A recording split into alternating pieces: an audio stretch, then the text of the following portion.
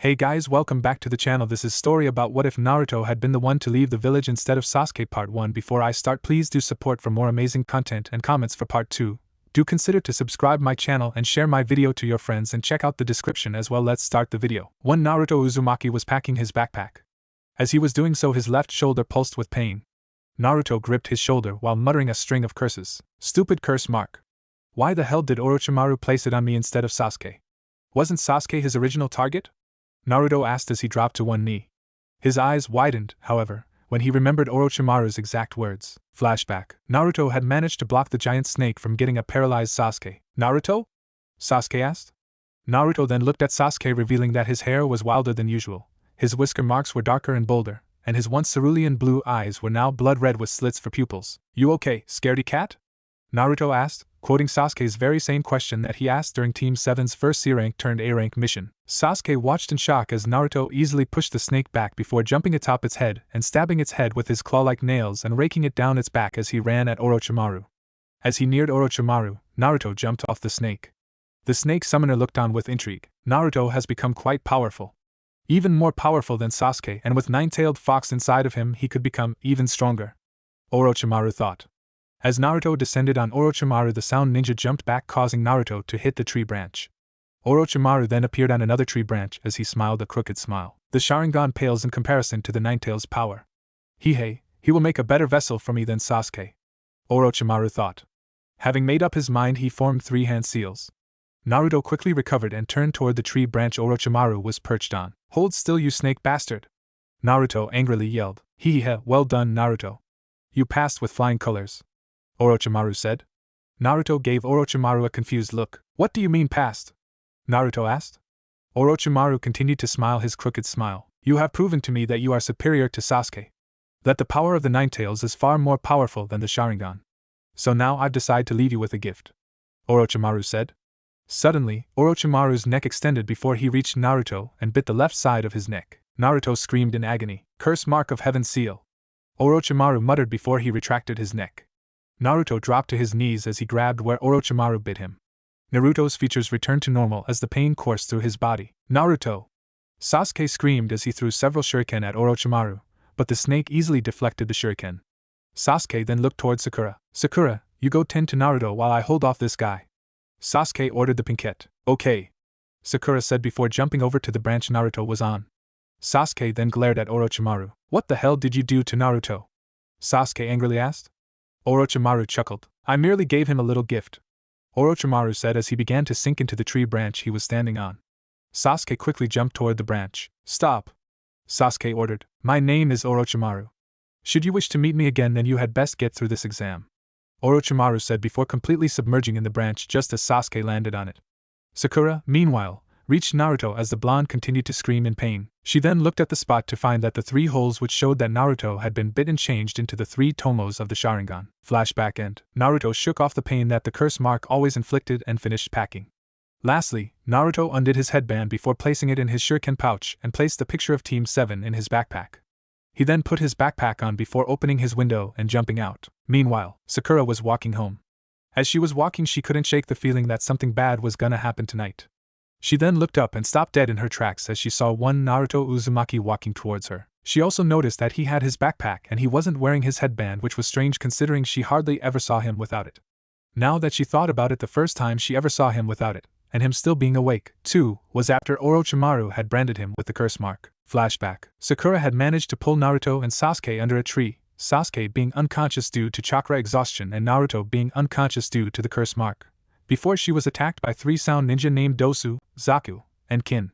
Lee had come to her rescue, but sadly he was no match for Dosu's sound-style jutsu. Even Teams 8 and 10 came to help, but their efforts proved futile against the sound ninja.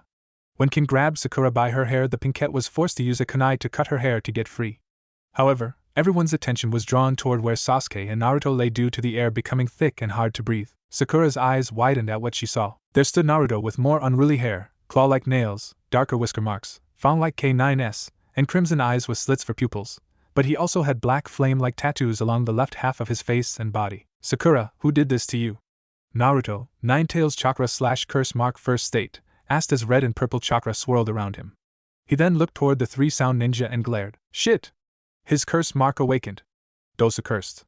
Naruto then appeared behind Dosu before grabbing his arms and pulling back. How dare you hurt my friends? I'll make you suffer, Naruto said as he continued to pull on Dosu's arms. Arg. Stop. Please. Dosu screamed in pain. Naruto continued to pull until a loud cracking sounded through the area. Naruto then let go of Dosu's arms, allowing the sound ninja to fall to the ground. Zaku dashed at Naruto, but the Nine-Tails Jinchuriki disappeared, causing Zaku to stop. Where are you, you bastard? Zaku yelled.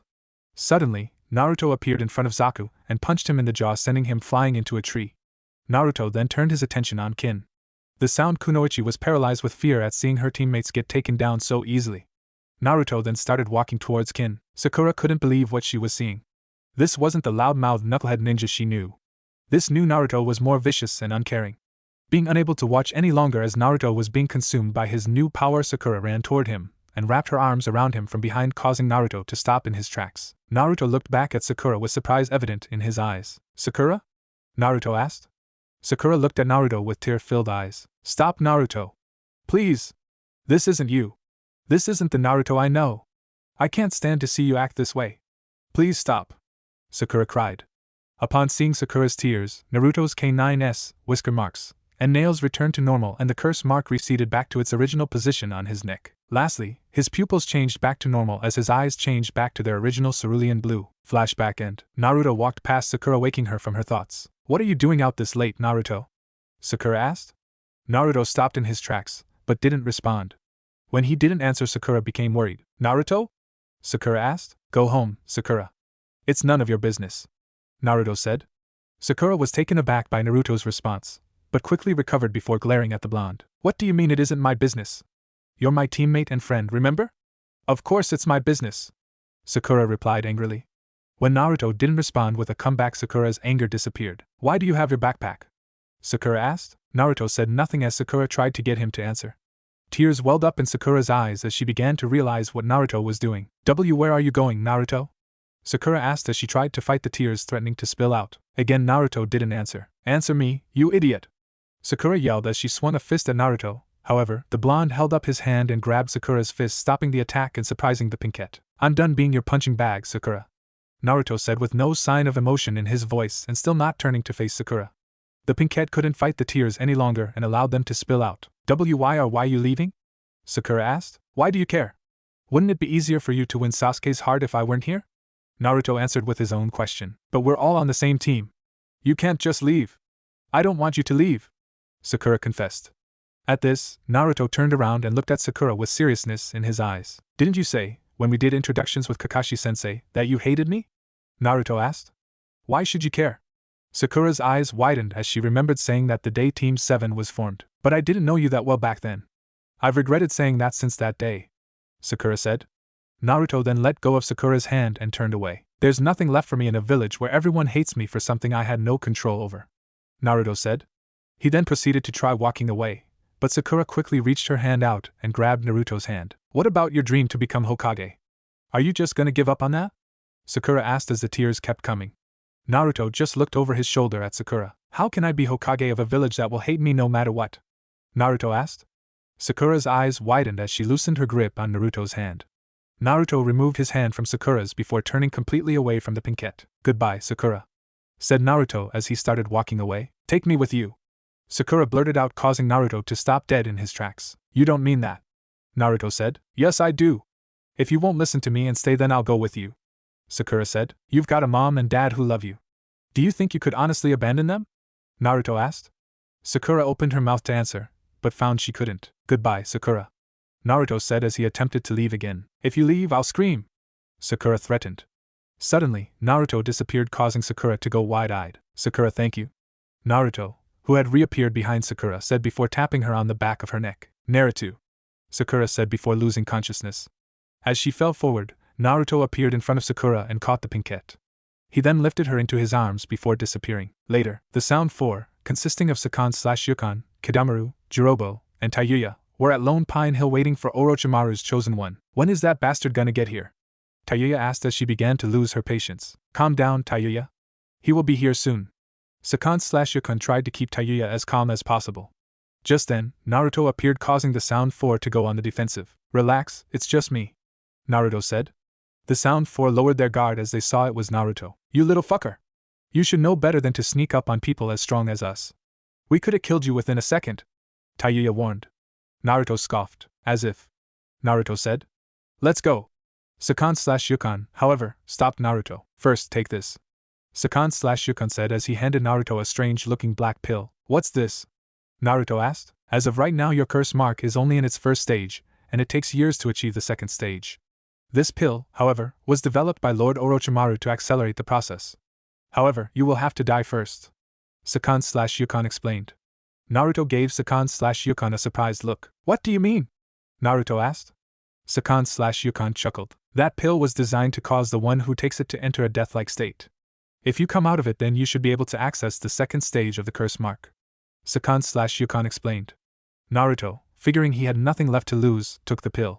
A few seconds later Naruto collapsed to the ground. Come on, let's get him in the urn and get him to Lord Orochimaru, said Jirobo. The next morning, Sakura Haruno awoke in a panic to find that she was in her room, in her bed. How did I dash? Sakura began to ask before remembering her confrontation with Naruto. Sakura, thank you. Those words rang in her head as she kept playing the events back in her head. Are you finally waking up? Sakura asked. What are you talking about? Finally waking up to what? Sakura thought. To the fact that you don't love Sasuke and that, in truth, you actually love Naruto, duh. Sakura answered.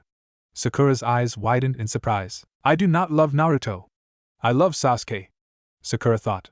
She could tell that her inner self rolled her eyes. That is total BS. If that were true, then why did you try to stop him from leaving, huh? If you didn't love him, then you could have just let him leave, but you didn't. You tried to stop him because you couldn't imagine a life without him. Sakura explained. Sakura tried to make an excuse, but found she couldn't because she realized she really couldn't picture a life without the blonde knucklehead.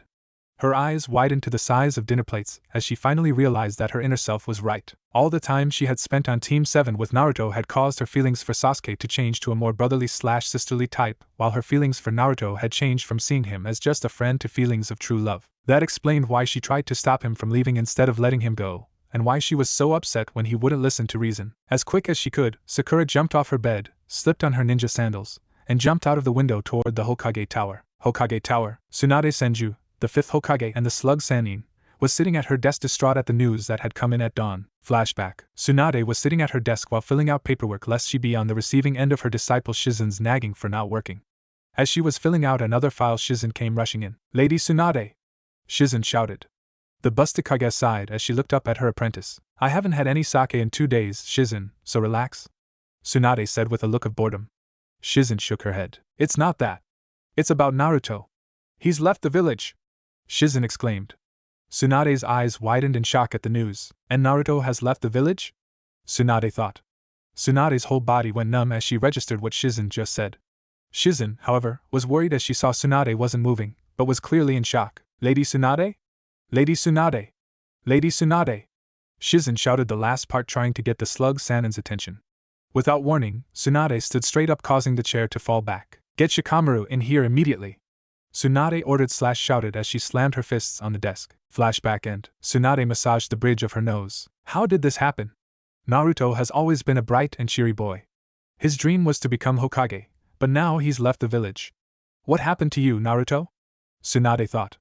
The fifth Hokage then thought back to hers and Jiraiya's battle with Orochimaru. Flashback. Naruto was standing in front of Tsunade, who was kneeling on one knee. What do you think you can do? I'm far stronger than you. Kabuto taunted. Tsunade looked toward Kabuto, and then back at Naruto. Just get out of here, Naruto. Tsunade ordered. No way. I never go back on my word. That's my ninja way. Naruto shouted. Kabuto growled in frustration. I'll end your pathetic ninja way here. Kabuto yelled as he ran at Naruto with his hands cloaked in blue chakra that took the shape of blades. As he ran, he took out a kunai. As Kabuto got close, Tsunade closed her eyes. When she heard the sound of the kunai piercing skin, she opened her eyes only for them to go wide with shock. Naruto had caught Kabuto's hand that had the kunai in it, but the kunai had pierced through the middle of his left hand. Naruto then held out his right hand before a shadow clone appeared and placed both its hands over Naruto's right hand.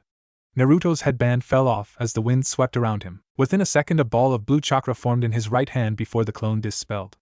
The curse mark then overtook the left side of Naruto's body and face as the jutsu turned purple in color. That can't be dash, Kabuto said before being interrupted. Rasengan! Naruto, curse mark first state, shouted before slamming the purple Rasengan into Kabuto's stomach. The sound spy was sent flying back before hitting a boulder. Tsunade's eyes widened at the sight before her. That moron managed to master the Rasengan? Incredible. Tsunade thought. Suddenly, Naruto fell to his knees before landing face first on the ground. Tsunade quickly moved towards the genin before rolling him on his back. She then unzipped his orange and blue jumpsuit jacket before placing both hands on his chest. Green chakra soon encased her hands as Tsunade began treating Naruto's injuries. She watched as the black flame-like tattoos of the curse mark receded back into the 3-tomoed-shaped mark on the left side of Naruto's neck. Suddenly, Jiraiya appeared beside Tsunade, followed by Orochimaru appearing beside Kabuto as the sound spy pulled himself out of the indentation he made upon making contact with the boulder. Jiraiya, this mark on Naruto's neck is dash. Tsunade said as she looked up at Jiraiya. I know. The curse mark. Jiraiya said without taking his eyes off Orochimaru. The snake Sannin chuckled, causing Tsunade to look toward him. I gave him that mark for showing me that he had become more powerful than Sasuke. Orochimaru said. Tsunade glared at her former comrade. Soon I will have the power of a tailed beast. Orochimaru said as he started chuckling. At that moment, Tsunade stood up. I've heard enough from you, Orochimaru. I'll die before I let you touch Naruto. Tsunade said as she began flying through hand signs. Jiraiya quickly began forming hand signs as well. Orochimaru looked toward Kabuto. Kabuto, do it. Orochimaru said. Kabuto nodded his head as he too began forming hand signs. Suddenly, all three bit their right thumb before slamming their right hands on the ground. A seal appeared on the ground underneath their hands. Summoning jutsu. All three shouted before smoke billowed out of the seals. When the smoke cleared, it revealed the slug summon, Katsuyu, the toad summon, Gamabunta, and the snake summon, Manda. Orochimaru chuckled. Just like old times. Orochimaru said with his crooked grin. Tsunade and Jiraiya glared at Orochimaru. As of today, we are Sannin no more. Tsunade yelled the last part. Flashback end. Tsunade sighed as she looked out the window at the village. I won't let you go that easily. I still have that bet on you becoming Hokage, idiot. Tsunade thought. A knock at the office door stirred Tsunade from her thoughts. Come in. Tsunade ordered. The door then opened to reveal Shikamaru. You summoned me, Lady Hokage? Shikamaru asked while looking at Tsunade through tired eyes. I apologize for waking you so early, but I'm afraid it can't wait. Tsunade said. Shikamaru gave Tsunade a confused look. What is it? Shikamaru asked. Meanwhile, Sakura was jumping along the rooftops trying to get to the Hokage tower as quickly as she could. I have to hurry. I can't let Naruto be taken away. He has to be brought back so I can tell him how I truly feel about him. Sakura thought as she pushed as much chakra as she could into her legs to speed up. Soon she arrived at the Hokage tower and ran inside and up to the Hokage office door. She stopped at the door and held her hand up, getting ready to knock when she heard a voice. What? Naruto has left the village to join Orochimaru? A male voice asked, to which Sakura recognized as Shikamaru. That's correct. For what reasons I don't know, but this will be an S-rank retrieval mission. Odds are Orochimaru has some of his top men escorting Naruto to wherever his hideout is. You and a squad of ninja will pursue the sound ninja who have him, retrieve Naruto Uzumaki and bring him back home to the leaf. Understand? Sakura heard Tsunade say. Yeah. Shikamaru's voice said. You can pick whoever you want for the squad. Tsunade's voice said. I've got just the people in mind. Shikamaru's voice said. Sakura heard Tsunade chuckle. The mission begins as soon as you have assembled your squad. Dismissed. Tsunade's voice said. Sakura quickly made her way down the hall to make it appear as though she had just arrived before the door to the office opened and Shikamaru came out before running past her. I've gotta hurry. Sakura thought as she ran after Shikamaru. Later at the gate, Shikamaru, Kiba and Akamaru, Choji, Niji and Sasuke were gathered at the Hidden Leaf Gate. I still can't believe Naruto left the village, Choji said. Kiba nodded his head. Yeah, who would have thought? Kiba said. Sasuke, however, was lost in thought as he tried wrapping his mind around what was happening. I can't believe the Dobe left. He always swore he would protect his village, but now he's abandoning the very village he swore to protect. Sasuke thought. He was snapped from his thoughts when he felt a hand on his shoulder. Sasuke looked and saw that the hand belonged to Niji. Don't worry. We'll get Naruto back. Naruto spent so much time saving others from the darkness that he became consumed in it. Now he is waiting for someone to save him from that same darkness. Niji said. But what if we can't stop him? Sasuke asked. If anyone can pierce through the darkness Naruto is immersed in, it's you. Niji said. Sasuke nodded his head in understanding. Alright, our target is Naruto. If the sound tried to stop us, we are to take care of them, but as I said before, our main goal is retrieving Naruto. Shikamaru said. However, when they were about to leave, Sasuke felt a presence close by. Just then Sakura appeared. Sakura? What are you doing here? Sasuke asked as he approached the pinkette, whose head was bent down slightly so her bangs concealed her eyes. Please, Sakura said. Sasuke gave her a look of confusion before he noticed tears hitting the ground in front of Sakura's feet. The pinkette looked up at Sasuke with tear-filled eyes. Please bring Naruto back to me, please. This is my once-in-a-lifetime request, Sakura said as she hugged herself in a futile attempt to stop herself from crying. Sasuke turned away from Sakura. That loser will come back either willingly, or by me dragging his ass back. Count on it, Sasuke said, causing Sakura to look at him with eyes wide in surprise. Consider it my promise of a lifetime. Sakura smiled a small smile as she watched the Naruto retrieval team head out to get Naruto and bring him home. And I'm gonna skip to the battle at the final valley. If you want to read about Niji, Shikamaru, Choji and Kiba's battle with the Sound 4, then please wait until I release Naruto Chronicles V.2 Volume 5, or rent Naruto Volumes 23, 24 and 25 at the Logan County Library, which is next door to the IGA and Dollar Mart. Final Valley. Naruto was standing atop the head of the statue of Madara Uchiha when Sasuke arrived and landed atop the head of the statue of the first Hokage, Hashirama Senju. Naruto! Sasuke shouted in an attempt to get Naruto's attention. Naruto, seemingly ignoring Sasuke, then started walking away. Are you just gonna ignore me, Naruto? Sasuke asked, causing Naruto to stop in his tracks. What do you want, Sasuke? Naruto asked without turning toward the Uchiha. I want you to stop this and come back to the village with me, Sasuke said.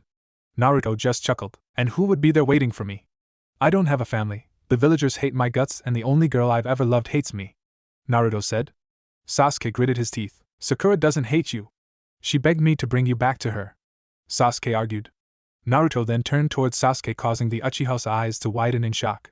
The curse mark had covered the left side of Naruto's face, but Naruto's left eye was now black with a gold iris. She wants me to come back? Only so she has a punching bag to hit while trying to win you over. No thanks, I'll pass. Naruto, curse mark first state, said as he turned to walk away. Suddenly, Naruto found himself on his back with Sasuke standing over him with his right hand clenched in a fist and cocked back. Sasuke then swung and punched Naruto in the face, causing the Nine-Tails Jinchuriki's head to jerk to the right. The curse mark receded and Naruto's left eye returned to normal as he looked at Sasuke as if the punch didn't faze him in the slightest. You're coming back to the leaf even if I have to drag you back, Sasuke said angrily. Naruto just smirked. Let's see you try, Naruto said. Instantly, Naruto pulled back his legs and kicked Sasuke, sending the Uchiha sailing through the air and falling all the way to the water below. Sasuke quickly righted himself and landed on the water surface while pushing chakra to the soles of his sandals to stand on the water. Kakashi, Sakura, do they mean anything to you anymore, Naruto? Sasuke asked. Naruto jumped off of Madara's statue and landed on the water surface across from Sasuke. They used to at one point. They were proof that someone actually cared, but now I have but one reason to live, Naruto said, earning a questioning look from Sasuke. What do you mean? Sasuke asked. Naruto chuckled. Hehehe, I mean that I need power so I can get the truth about the Nine-Tails attack from Itachi. I never would have gotten it if I stayed in the leaf, Naruto explained. If you go to Orochimaru then he'll just take over your body, Sasuke said. If it happens, it happens. So long as I get the truth then nothing else matters, Naruto said, causing Sasuke to go wide-eyed from shock. What had happened to the carefree, knucklehead ninja that he used to know? The one whose ninja way was to never break a promise. Sasuke gritted his teeth. I don't know why you're like this, Naruto, but I won't let you go. Sasuke yelled the last part before pulling out a kunai and tossing it at Naruto. The Uzumaki quickly pulled out his own kunai and tossed it at Sasuke. The two kunai met in the middle and hit each other before the two genin ran at each other and punched each other's fists. Hidden Leaf Village. Sakura was in her room looking at the picture of Team 7 that was taken after their first successful mission. Naruto and Sasuke were glaring at each other with Kakashi standing behind them with one of his signature eye smiles and his hands on their heads, and Sakura was standing between them smiling. Tears hit the glass cover on the picture as memories of Team 7 flooded Sakura's mind. The mission to the Land of Waves, the Chunin exams, the battle against Gaara, Itachi and Kisame's infiltration of the Leaf, Naruto's departure. As the memories kept coming, Sakura held the picture close to her heart. Naruto, Sasuke, Sakura whispered sadly. Final Valley. Storm clouds had gathered over the Final Valley as Sasuke and Naruto's battle raged on. The two were completely even. Neither of them could deal a blow to the other without receiving an injury themselves. Again and again their fists met either rock or each other. Naruto formed the index and middle fingers of both his hands into a cross. Shadow Clone Jutsu. Naruto shouted as several shadow clones appeared all around Sasuke. The Uchiha activated his two Tomo Sharingan before the clones all rushed at him. Sasuke grabbed one clone's arm, kicked another one before hurling the first one into two others and tossed three kunai which impaled three more clones. Sasuke then jumped into the air and formed a few hand signs. Fire style. Phoenix Flower Jutsu. Sasuke shouted as he blew several balls of fire at the shadow clones. Boom! Smoke covered the area as the clones were destroyed by the fire style jutsu. Sasuke landed on the water as he waited for Naruto to make his next move. His eyes widened in shock, however, when the smoke cleared to reveal Naruto with a clone charging up a Rasengan. Sasuke gritted his teeth as he formed a couple hand signs before gripping his left wrist. Sasuke then pumped chakra into his left hand before changing it into an electrical current.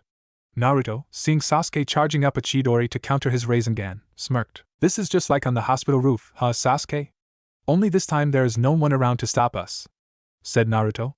Sasuke's eyes widened slightly as he remembered about that. Flashback. Naruto had returned to the hidden leaf with Tsunade to wake up Sasuke, who was in its Tsukuyami-induced coma.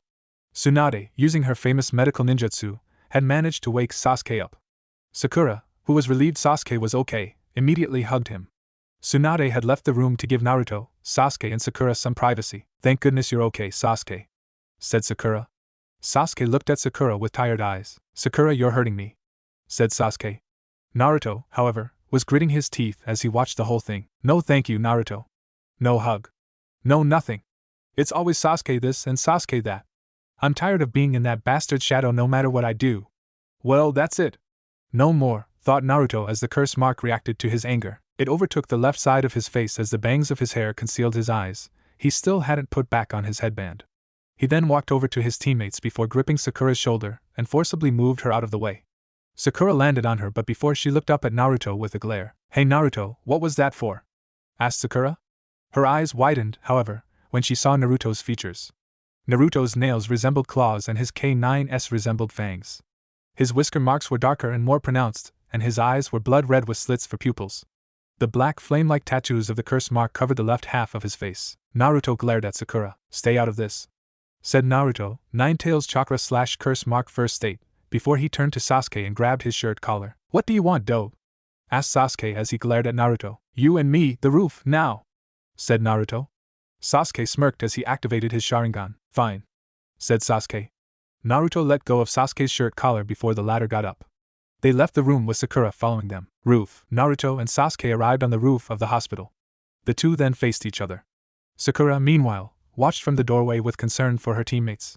Sasuke then took out his leaf headband and tied it around his forehead. "Aren't you gonna put your headband on, dope?" asked Sasuke. Naruto just smirked as his features returned to normal and the curse mark receded. "I don't need it," said Naruto. Sasuke then gave Naruto a mild look of curiosity. "Weren't you the one who claimed that when two people fought while wearing their village's headband showed that they recognized each other as equals?" asked Sasuke. Naruto just chuckled. "Well, maybe I don't see you as my equal," said Naruto as he pointed his thumb at his forehead. "Because I know you won't be able to scratch my forehead." Sasuke glared before dashing at Naruto. He threw a punch at the blonde Jinchuriki, but Naruto caught his fist with ease. Sasuke then jumped back before weaving through hand signs. He then inhaled deeply. "Fire style, great fireball jutsu," shouted Sasuke before he blew a large fireball at Naruto. The blonde genin smirked as he put his fingers into that familiar cross. "Shadow clone jutsu," shouted Naruto as several shadow clones appeared. The clones then rushed at the fireball and sacrificed themselves to stop it. Boom! Smoke surrounded the roof due to the explosion caused by the fireball hitting the clones. Sasuke looked where Naruto had been standing to try and find the Uzumaki. Suddenly, 3 shadow clones leaped out of the smoke. 2 of them grabbed Sasuke's arms, 1 per arm, and the third latched onto him from behind. "What the dash?" said Sasuke. The smoke then cleared to reveal Naruto with his right hand in a single sign. Sasuke's eyes widened as his Sharingan allowed him to see what that hand sign was for. "I win," said Naruto. Great clone explosion. The 3 clones then began to glow. "Shit!" shouted Sasuke. Kaboom! The clones exploded, leaving behind thick, black smoke. Sakura, who had been watching the whole time, had been blown on her butt and began to panic as she didn't see Sasuke or Naruto get out of the blast radius. Thankfully, since it was only 3 clones, the explosion wasn't powerful enough to blow the roof apart. Naruto then appeared on the right water tower. He looked down and smirked. Even if Sasuke was healed enough to where he could leave the hospital, that explosion made sure he's gonna be here for a long time, thought Naruto. His smirk turned into a frown, however, when the smoke cleared to reveal that Sasuke was still up and moving and was now currently charging up a Chidori. Naruto growled as the curse mark overtook the left side of his face. "I should have known he would use the substitution jutsu to get out of it," thought Naruto as he looked to where the blast went off to see one of his clones laying on the ground before it disappeared in a puff of smoke. His smirk returned, however, as he held out his right hand and a shadow clone appeared before forming a Rasengan in his right hand and disappearing. Naruto then jumped off the water tower and held out his Rasengan using right hand. Sasuke then held out his Chidori using left hand. Sakura, unable to take the fighting anymore, jumped up and ran toward her teammates. "Stop it! Stop this senseless fighting! Please!" Sakura begged. Naruto and Sasuke saw Sakura running toward them. Shit! I can't stop, thought Naruto. Damn it! Sakura will get caught in the blast, thought Sasuke. Suddenly, Kakashi appeared between Naruto and Sasuke, pushed Sakura back and caught the two Genin's jutsu using arms before flinging them into the twin water towers. Bam! The two members of Team 7 punctured the water towers with their jutsus. Sasuke ripped out his left arm, causing water to pour out of the water tower and onto the roof of the hospital. He then looked to his right as Naruto ripped his right arm out, only to go wide-eyed when he saw that Naruto's Rasengan had blown a huge hole in the back of the second water tower. What kind of jutsu was that? If that jutsu had hit my Chidori, then I would have thought Sasuke. Kakashi approached the two Genin with a glare. What were you two thinking? Those jutsus were way too powerful to just be used for a spar. The power behind those jutsus was meant for the kill, Kakashi said as he berated the two for being so careless. And on top of that, if I hadn't got here in time, Sakura could have been killed. Naruto gritted his teeth as the curse mark receded. Naruto grunted before he back-flipped off the roof of the hospital and took off across the rooftops at high speed. Naruto! Sakura called after the blonde Genin as she tried to go after him, only for Kakashi to stop her by placing his hand on her shoulder. I'll go after Naruto. If he sees you right now, it probably won't end well, said Kakashi before he disappeared in a swirl of leaves. Sasuke then walked up to Sakura. Sakura, don't ever get in the way again, said Sasuke before he went back inside, leaving behind an upset Sakura. Flashback end. Sasuke shook off the memory before he and Naruto dashed at each other with their jutsu using arms cocked back. As they reached each other, they thrusted their jutsus forward. Chidori, Rasengan! The two jutsus collided with each other, causing a torrent of air and lightning. Suddenly, however, boom! The two jutsus exploded, flinging the two former best friends back. Sasuke slammed into the feet of the first Hokage's statue while Naruto slammed into the feet of Madara Uchiha's statue.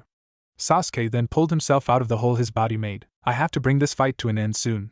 I could try another Chidori again, but I've already used it once, which means I can only use it one more time. Not to mention I have no clue how many more times Naruto can use that Rasengan. I'll have to wait for an opening. That's when I'll be able to strike, thought Sasuke. He then looked toward Madara's statue to see Naruto standing. However, his nails and K9s resemble claws and fangs respectively, and his whisker marks more darker and more pronounced. His hair was wilder, and his eyes were red with slits for pupils. Naruto chuckled darkly as he walked forward. Why are you trying so hard to bring me back, Sasuke? Why do you care? You never cared before, shouted Naruto, Ninetales chakra. Sasuke gritted his teeth. Because you became my best friend, shouted Sasuke, causing Naruto to go wide-eyed. Your best friend? Asked Naruto. Sasuke nodded his head. Yeah, I hate to admit it, but it's true. Back when Team 7 was formed, I couldn't care less about you, Sakura, or Kakashi.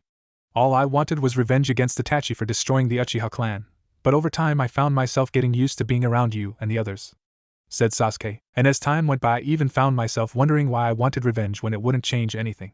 It wouldn't bring back my parents, or the rest of the clan.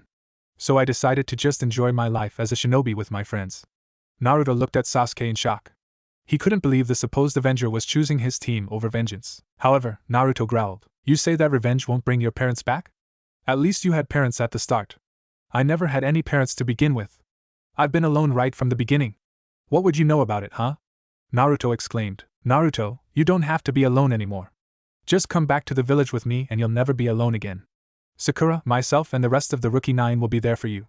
We all have a bond with each other, said Sasuke as he held out his right hand. Naruto stared at Sasuke with wide eyes. He then reached into his shuriken pouch and pulled out his hidden leaf headband before looking at it.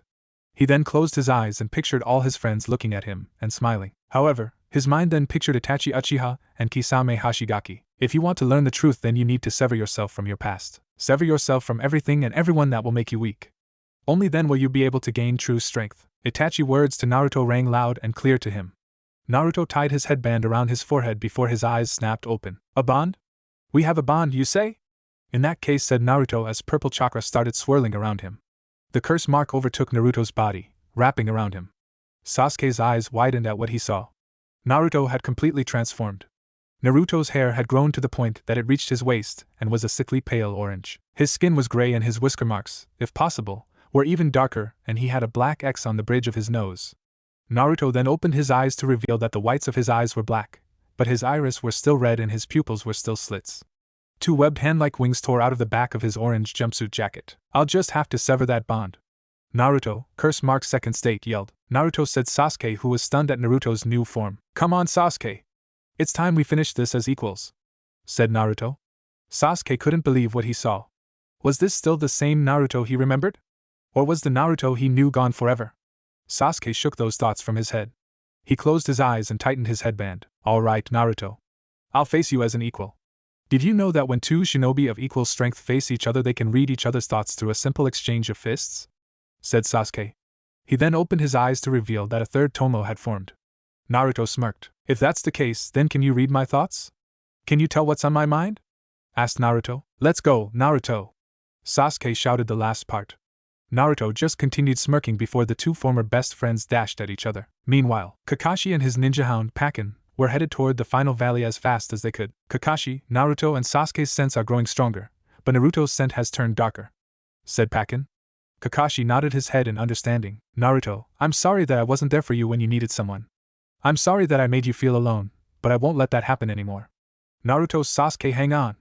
Kakashi thought as he pumped as much chakra as he could into his legs and sped toward the final valley. In the leaf, thunder rumbled as Tsunade looked out the window at the storm clouds. I'll become Hokage no matter what, just you wait. I'll master the Rasengan in a week and then you'll have to give me that necklace. I never go back on my word. That's my ninja way. A tear rolled down Tsunade's cheek as she remembered what Naruto had told her before and after he had brought her back to the village. Naruto, said Tsunade, with Jiraiya, or as he's better known as the Great Toad Sage, was sitting on the fourth Hokage's head atop the Hokage monument. Naruto, I'm sorry I couldn't stop Orochimaru from corrupting your pure heart. No, I'm sorry I couldn't be there to ease your loneliness. Forgive me, Naruto, thought Jiraiya as he looked up at the storm clouds. Final valley. Thunder roared and lightning crackled as the two former best friends clashed. Though Sasuke's 3-tomo Sharingan allowed him to keep up with Naruto's curse mark enhanced speed, it couldn't help him with the enhanced strength. Every time he would block a punch or kick, Naruto would just deal a more severe blow. If he couldn't get control of this fight. What's the matter, Sasuke? Are you getting tired? Asked Naruto. Sasuke looked toward Naruto and saw he was in just as bad a shape as himself. They were both battered, beaten, bruised, and had several cuts. Damn it! There's still no opening. I guess I'll have to make one, thought Sasuke as he made a couple of hand signs before gripping his wrist. As he began charging up a Chidori, Naruto smirked. The Chidori again? Fine, but it won't work, said Naruto. Suddenly, a sharp pain coursed through Naruto's body, causing him to drop to one knee as he gripped his left shoulder. The curse mark then receded, causing Naruto's features and hair to return to normal. Damn it! Not now, thought Naruto. Normal. Sasuke's eyes widened in surprise before they changed to determination. There's an opening, thought Sasuke. He then dashed at Naruto with full speed.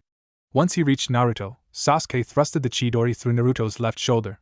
The Uzumaki looked at his pierced left shoulder with Sasuke's left arm through it before looking back at the Uchiha with wide eyes. Sasuke removed his arm from Naruto's shoulder, allowing blood to flow out of the wound to mix with the water.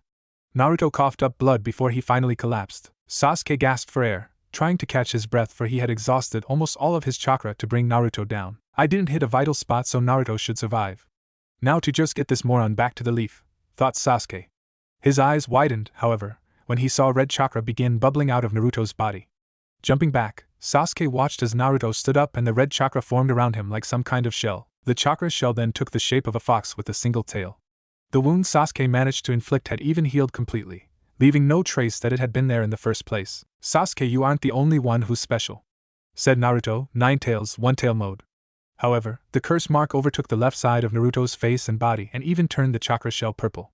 Chakra versions of Naruto's curse mark's second state webbed hand-like wings sprouted out of the back of the chakra shell. Naruto, said Sasuke. Naruto, 9 tails, 1 tail mode / curse mark first state, then disappeared before reappearing on the feet of Madara Uchiha's statue, with Sasuke jumping onto the feet of the first Hokage's statue. Naruto then held out his right hand as he formed a Rasengan without the need of a shadow clone. If I use the Chidori again, I'll be all out of chakra, but I don't have a choice, thought Sasuke as he formed 2 hand signs before gripping his left wrist and charged up a Chidori. The red and purple chakra swirling around Naruto then caused Naruto's Rasengan to turn black. However, at the same time, some of the red chakra drifted towards Sasuke and turned his Chidori red. It's time we ended this battle, said Naruto as memories of all the battles he and Team 7 had been in flooded his mind. And all the battles we've had up till now. Ruby Sharingan met blood-red eyes. The minute the thunder boomed and lightning crackled, the two former best friends launched themselves at each other. Sasuke, Naruto, as the two reached each other, they slammed their respective jutsus together. Rasengan, Chidori, a giant black sphere formed around the two and grew to the size of the final valley itself. Inside the sphere, Naruto and Sasuke were trying to push each other back as hard as they could. However, Naruto caught an opening and plunged his black Rasengan into Sasuke's chest, but it didn't have enough power to finish the job. At the same time, Sasuke thrusted his red Chidori at Naruto, but only scratched the forehead protector on his headband. Naruto changed back to normal, while Sasuke's Sharingan deactivated as the two began to drift away from each other.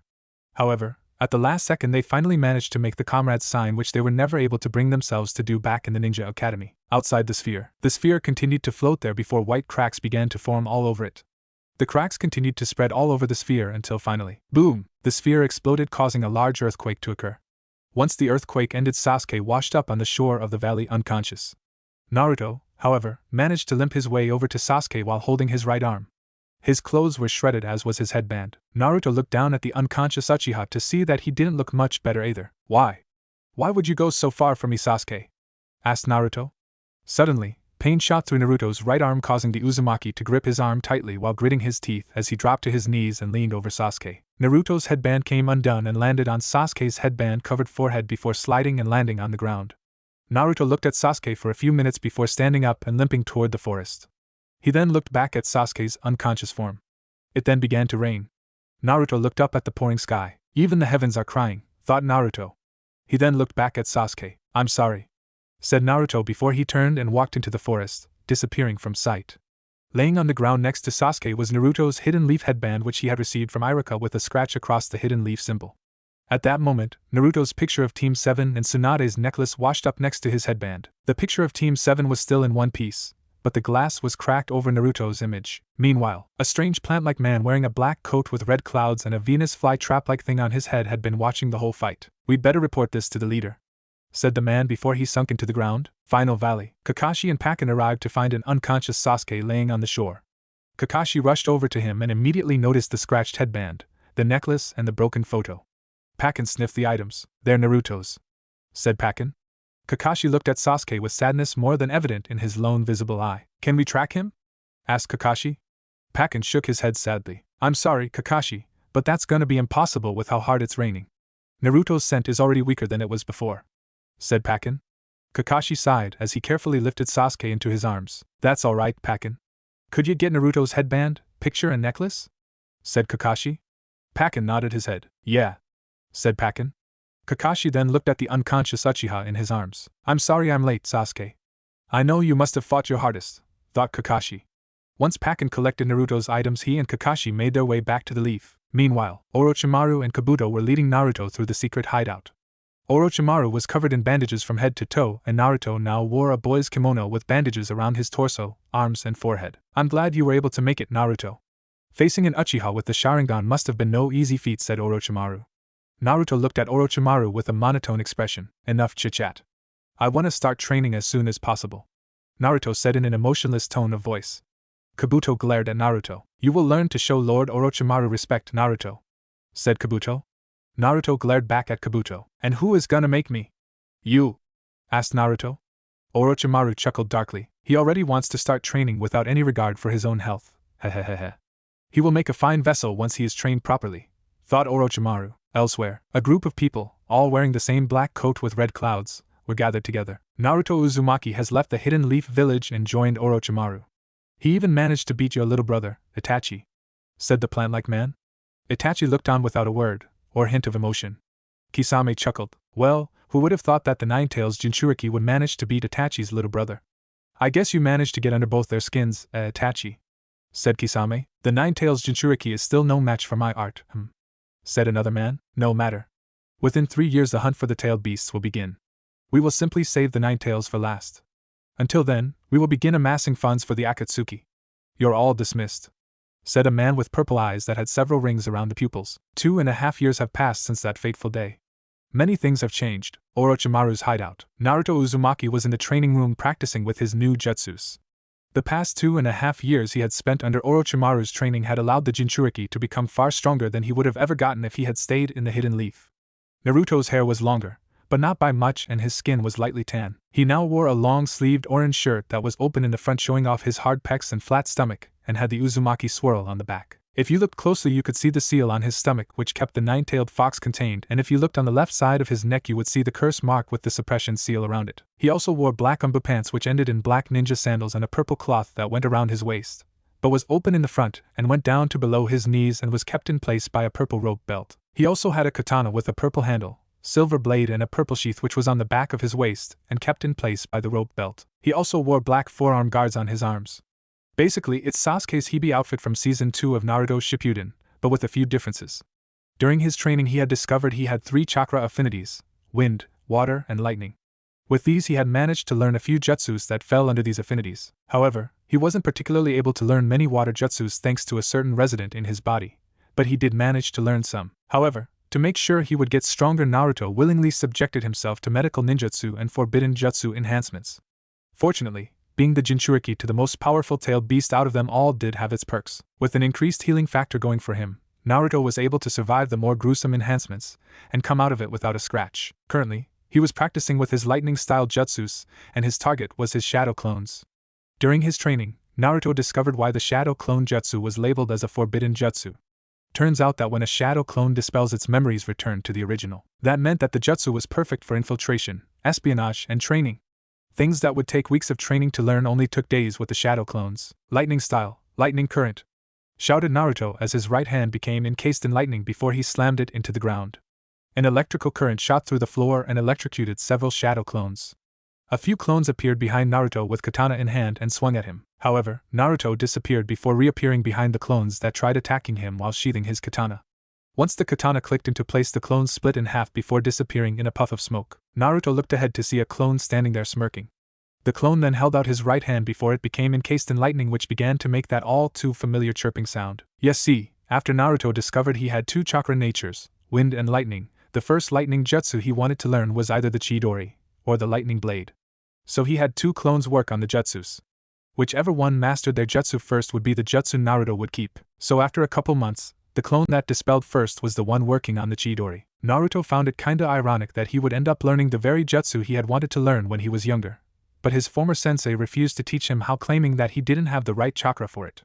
He found it even more ironic that he learned the very jutsu his former best friend and teammate had been taught. After learning the Chidori, Naruto came up with a few jutsus that were based off the Chidori.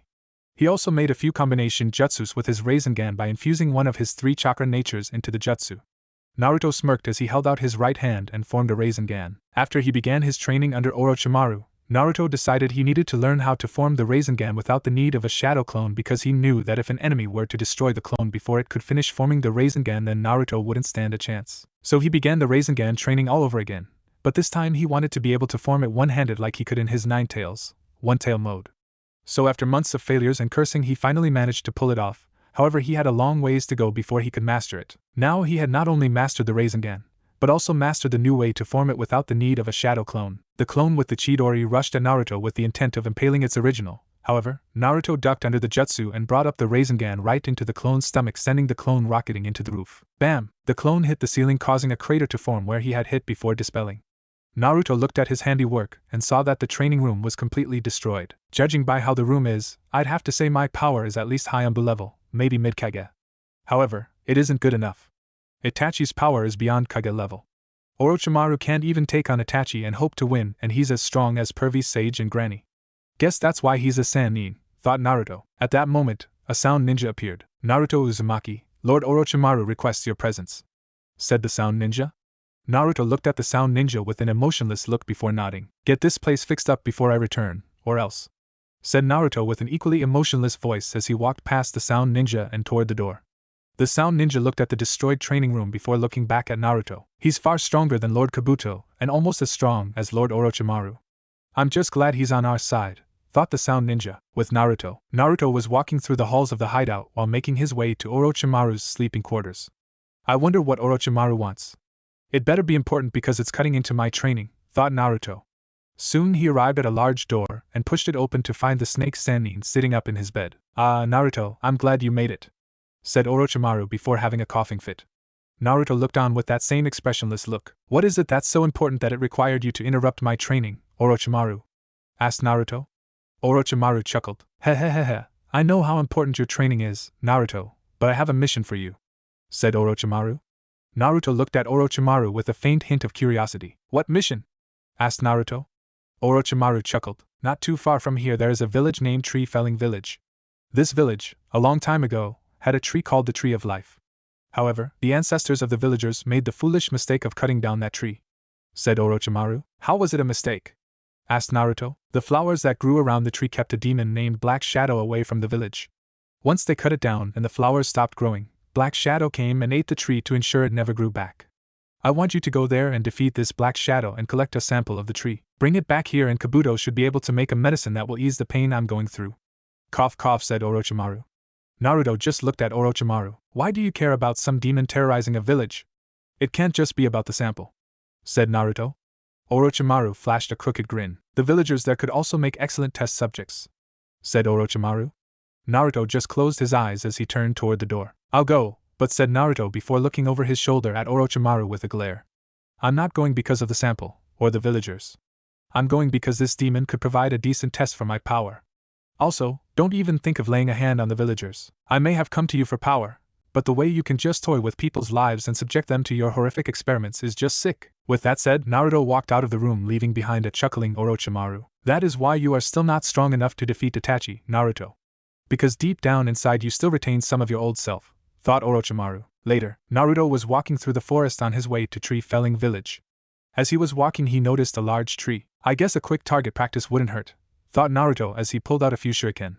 He then closed his eyes and turned away from the tree before tossing the shuriken. Thunk! Naruto opened his eyes and looked at the tree to see that all the shuriken had hit their mark. Naruto lightly smirked before walking over to the tree and pulling out the shuriken. Returning the shuriken to his shuriken pouch, Naruto continued on his way to Tree Felling Village. Soon he arrived at a gate and pushed it open to find he was in Tree Felling Village. Good, I made it.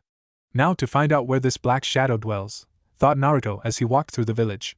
He soon came upon a cave which was surrounded by people. I wonder what's going on here, thought Naruto. An elderly man, who Naruto guessed was the village chief, walked up to a little girl holding a lantern. Aoi, you do know what you must do, correct? Asked the village chief. Aoi nodded her head. Good, then we wish you luck, said the village chief. Aoi nodded her head again before turning and walking into the cave. As the villagers dispersed, Naruto stared at the cave opening. Excuse me, I haven't seen you around the village before. Are you new here? Asked a voice. Naruto turned around to see a young woman. Yes, actually. I was wondering what was happening here, said Naruto. The young woman sighed. You've just witnessed the human sacrifice ritual. Cough cough, said the young woman. Naruto raised a blonde eyebrow. Human sacrifice ritual? Asked Naruto. The young woman nodded her head. Yes. Cough cough, it's a ritual which requires the villagers to offer up one of their own to Black Shadow, said the young woman. Naruto's eyes widened slightly before he walked closer to the woman. Did you say Black Shadow? Asked Naruto. The young woman nodded her head. Yes, and sadly my little girl has been chosen as the sacrifice this time. Cough cough asterisk, said the woman before she fell to her knees in a violent coughing fit. Naruto knelt down beside her. Are you alright? Naruto asked in his emotionless voice. The young woman nodded her head. Yes, I'm alright. Cough, said the young woman. Naruto then placed his left hand on the young woman's stomach as his hand began to glow with green chakra.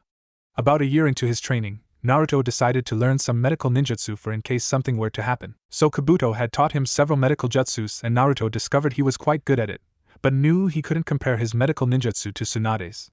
After all, she was famous as the most powerful medical ninja in the world. This woman is lucky to even be able to move, but she doesn't have much longer left, thought Naruto. He then poured more chakra into his hand. The young woman sighed as she felt the relieving effects of the medical ninjutsu. Naruto then removed his hand. There, you should be okay now, said Naruto. The young woman looked at Naruto before he stood up and helped her up. How did you do that? The illness I had was supposed to be incurable, said the young woman. Naruto rested his right arm on the hilt of his katana as he closed his eyes. Let's just say I'm quite skilled in medical ninjutsu, said Naruto. The young woman nodded her head. Thank you. My name is Tsubaki. What's yours? Asked the young woman. Naruto opened his eyes. Naruto Uzumaki, said Naruto. Tsubaki nodded her head. Well, thank you, Naruto. But I have a request, said Tsubaki. Naruto raised a blonde eyebrow in question. And what would that be? Asked Naruto. Please, rescue my daughter Aoi. Please, begged Tsubaki. Naruto closed his eyes as he turned away from Tsubaki. I guess I will. I came here to deal with Black Shadow anyway, said Naruto as he began walking toward the cave entrance. Tsubaki watched Naruto as he walked into the cave and disappeared from sight. I wish you good luck, Naruto Uzumaki. Please bring Aoi back to me safely, thought Tsubaki. Inside the cave, Naruto walked into the cave and saw all the crystals that were in the walls and the ground. They were all different colors. As he looked around, he noticed a pink crystal sticking out of the cave wall which reminded him of a certain former pink-haired teammate. He then removed it from the wall before looking it over. I wonder how she's been these past 2.5 years, thought Naruto. Where are you going? Take me with you. If you leave, I'll scream. Naruto shook his head to rid himself of those useless memories as he put the crystal in his shuriken pouch. Besides, no sense in worrying about a girl who would choose her crush over a teammate in a life and death situation. Naruto then produced 5 shadow clones. 3 of you head back to the village to gather more intel on Black Shadow. The other 2 search the cave for Aoi. I'll deal with Black Shadow, said Naruto. His clones gave a salute before they spilt up to do their jobs. Naruto then proceeded deeper into the cave. As he was walking, he could sense a presence coming from all around. Come on out. I know you're there, said Naruto as he rested his right hand on the hilt of his katana. Suddenly, a figure wearing a coat with tree branches sticking out of the back appeared. Leave, said the figure. Are you Black Shadow? Asked Naruto. You must not interfere with the ritual, said the figure. Naruto then unsheathed his katana. I'll take that as a yes, said Naruto before he disappeared. He then reappeared behind Black Shadow before swinging his katana straight down, but Black Shadow sunk into the ground, causing the blade to slice nothing but air. Naruto looked around for the demon, but couldn't find any sign of it as he sheathed his katana. Suddenly, one of his clones popped as its memories returned to the jutsu caster. Good, he found Aoi and got her out. Now I can fight Black Shadow without worry, said Naruto. Suddenly, one of his shadow clones appeared. What is it? Asked Naruto. The clone then handed Naruto a necklace with a vial that had flower petal designs on it. Aoi said to give you this, boss, said the clone before it dispelled. Naruto looked at the necklace before pocketing it in his shuriken pouch and continuing on. Later, Naruto arrived at the heart of the cave. Looks like I've reached the end of the cave, thought Naruto. He then looked around the area. Come on out, Black Shadow. There isn't anywhere left to run, said Naruto. Suddenly, the cloaked figure known as Black Shadow appeared along with 2 identical copies. How dare you interfere, said Black Shadow. You and the village shall suffer. Suddenly, the 3 black shadows fused together to form a large wolf with 3 eyes, 2 faces, 6 paws and a pair of wings. Naruto smirked as he unsheathed his katana. Let's see what you got, said Naruto as he dashed at Black Shadow. The demon raised a paw and brought it straight down on Naruto, but the Jinchuriki dodged to the right before swinging his katana and slicing the paw clean off. Black Shadow howled in pain before firing tendrils at Naruto. The Jinchuriki ducked, dodged and weaved through the tendrils before coming up to its top face and stabbing his katana into its left eye. Black Shadow howled in pain before throwing Naruto off. However, Naruto flipped in midair and landed on his feet. He then noticed the necklace laying on the ground with the vial broken to reveal flower petals. A breeze blew in through the opening in the roof, causing the petals to go flying around in the air. Arga! Those can't be those cursed flowers, screamed Black Shadow. Naruto smirked as he removed his shirt and allowed it to hang from his waist. You're finished, Black Shadow, said Naruto as he closed his eyes and the curse mark overtook his body. His skin turned gray, his whisker marks became darker and more pronounced, and his hair grew down to his waist while becoming a sickly orange. A black X formed on the bridge of his nose. Naruto then opened his eyes to reveal that the whites of his eyes turned black while his iris became red with the pupils changing to slits. He then sheathed his katana before holding out his right hand and began charging a Rasengan. You will die here, you fucking human, screamed Black Shadow. Naruto, curse mark second state, smirked. You will be the only one to die here, Black Shadow, said Naruto as 4 blades of wind nature chakra came out of the Rasengan. They then began rotating around the Rasengan. Naruto then dashed at Black Shadow before jumping start at his face. Wind style, Rasen Shuriken, shouted Naruto as he slammed the Rasen Shuriken into Black Shadow's face. The jutsu tore into Black Shadow before sending him flying back and colliding with the cave wall. Naruto landed on the ground before the curse mark receded back to its original spot on the left side of his neck. My body is fading, my body, said Black Shadow before he burst into thousands of wilted leaves and leaving behind a tree branch. Naruto walked over to the tree branch. So what Orochimaru said was true. Black Shadow devoured the tree of life to ensure the flowers that grew around it never grew back, thought Naruto, normal, as he put his shirt back on. He then looked up and noticed a single green leaf floating down toward him. He held up his left hand and caught the leaf before looking it over. So this is all that's left of the Tree of Life, thought Naruto before making his way out of the cave. Tree Felling Village. Naruto exited the cave to find Tsubaki and Aoi waiting for him. Did you do it, Naruto? Asked Aoi. Naruto looked down at Aoi before nodding his head once. You won't ever have to worry about Black Shadow again, said Naruto. He then looked at the leaf again before handing it to Aoi. Here, to make up for my losing your necklace, said Naruto. Thank you, Naruto. Everyone in the village owes you their lives, said Tsubaki. Naruto then walked past the two. You're leaving? Asked Tsubaki, causing Naruto to stop. But it's almost dark. Naruto just rested his right hand on the hilt of his katana. I've got stuff to do that can't wait, said Naruto. You'll come back to visit, right? Asked Aoi. Naruto looked back at the mother and daughter before nodding his head. Sure, said Naruto. Aoi and Tsubaki waved to Naruto as the young Jinchuriki headed out, and beneath the setting sun he smiled his first real smile in over 2.5 years. Orochimaru's hideout. A few weeks later, Naruto was sitting in the altar of Orochi waiting for the snake Sannin and his spy. As he looked around the room, he began to let his mind wander. I wonder what really would have happened if I stayed in the hidden leaf. What would have been different, thought Naruto. He then pictured all of his former friends laughing and smiling. His former teammates and former sensei going to Ichiraku's ramen stand after team training. Himself, Sasuke and Sakura being promoted to Jonin, Sakura and him finally going on a real date. Naruto shook his head as he tried to rid himself of those useless thoughts. There was no way he was gonna beat Itachi if he kept letting all these what-ifs and memories keep getting to him. He then closed his eyes as he tried meditating to calm himself. However, his whisker marks became dark and more pronounced as he continued. He was interrupted, however, when Orochimaru and Kabuto returned with a ninja from the hidden leaf. This ninja had short black hair and black eyes.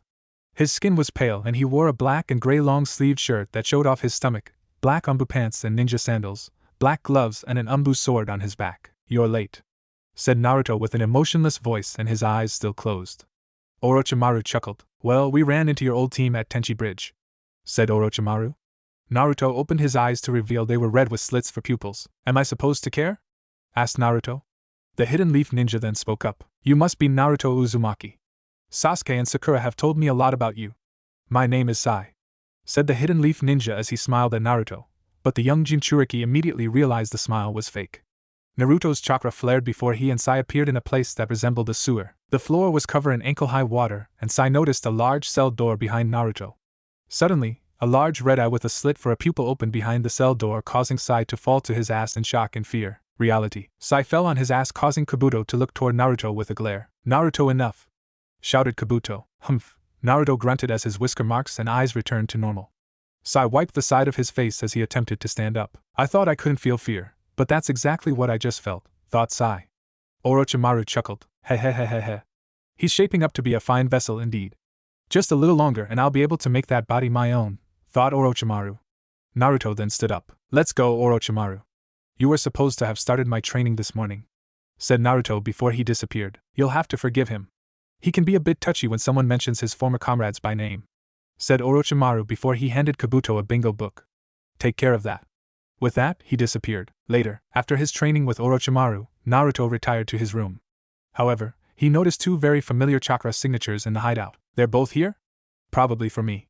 If it's one thing we all had in common, it's that we never gave up," thought Naruto. He then decided to wait for them to come to him before disappearing. Altar of Orochi. Naruto appeared in front of the giant snake statue and sat down as he awaited the arrival of his former teammates. However, he noticed a strange little black and white mouse coming toward him. Once the mouse reached him, Naruto's eyes widened as he realized what this mouse was. Suddenly, the mouse exploded. Sai then appeared and looked toward the cloud of smoke. "Did it work?" thought Sai. Suddenly, a certain pink-haired kunoichi ran into the room. Sakura, now a chunin, wore a red zip-up sleeveless vest with black shorts and a pink skirt, high-heeled ninja boots, elbow warmers, and, I don't know what they're called, and gloves. Her headband now had a red cloth instead of blue with the forehead protector that had the Hidden Leaf Village symbol on it. Seeing Sai, Sakura rushed over to him and grabbed him by the front of his shirt. "Sai, you bastard! You were planning to assassinate him this whole dash," said Sakura before she was interrupted by an all-too-familiar voice. "Sakura. It's been a while," said a voice, causing Sakura to go wide-eyed as she turned toward the giant snake statue to see Naruto sitting atop the head of the statue. "Naruto," said Sakura as she released her grip on Sai's shirt. Sakura couldn't believe her eyes. It really was him.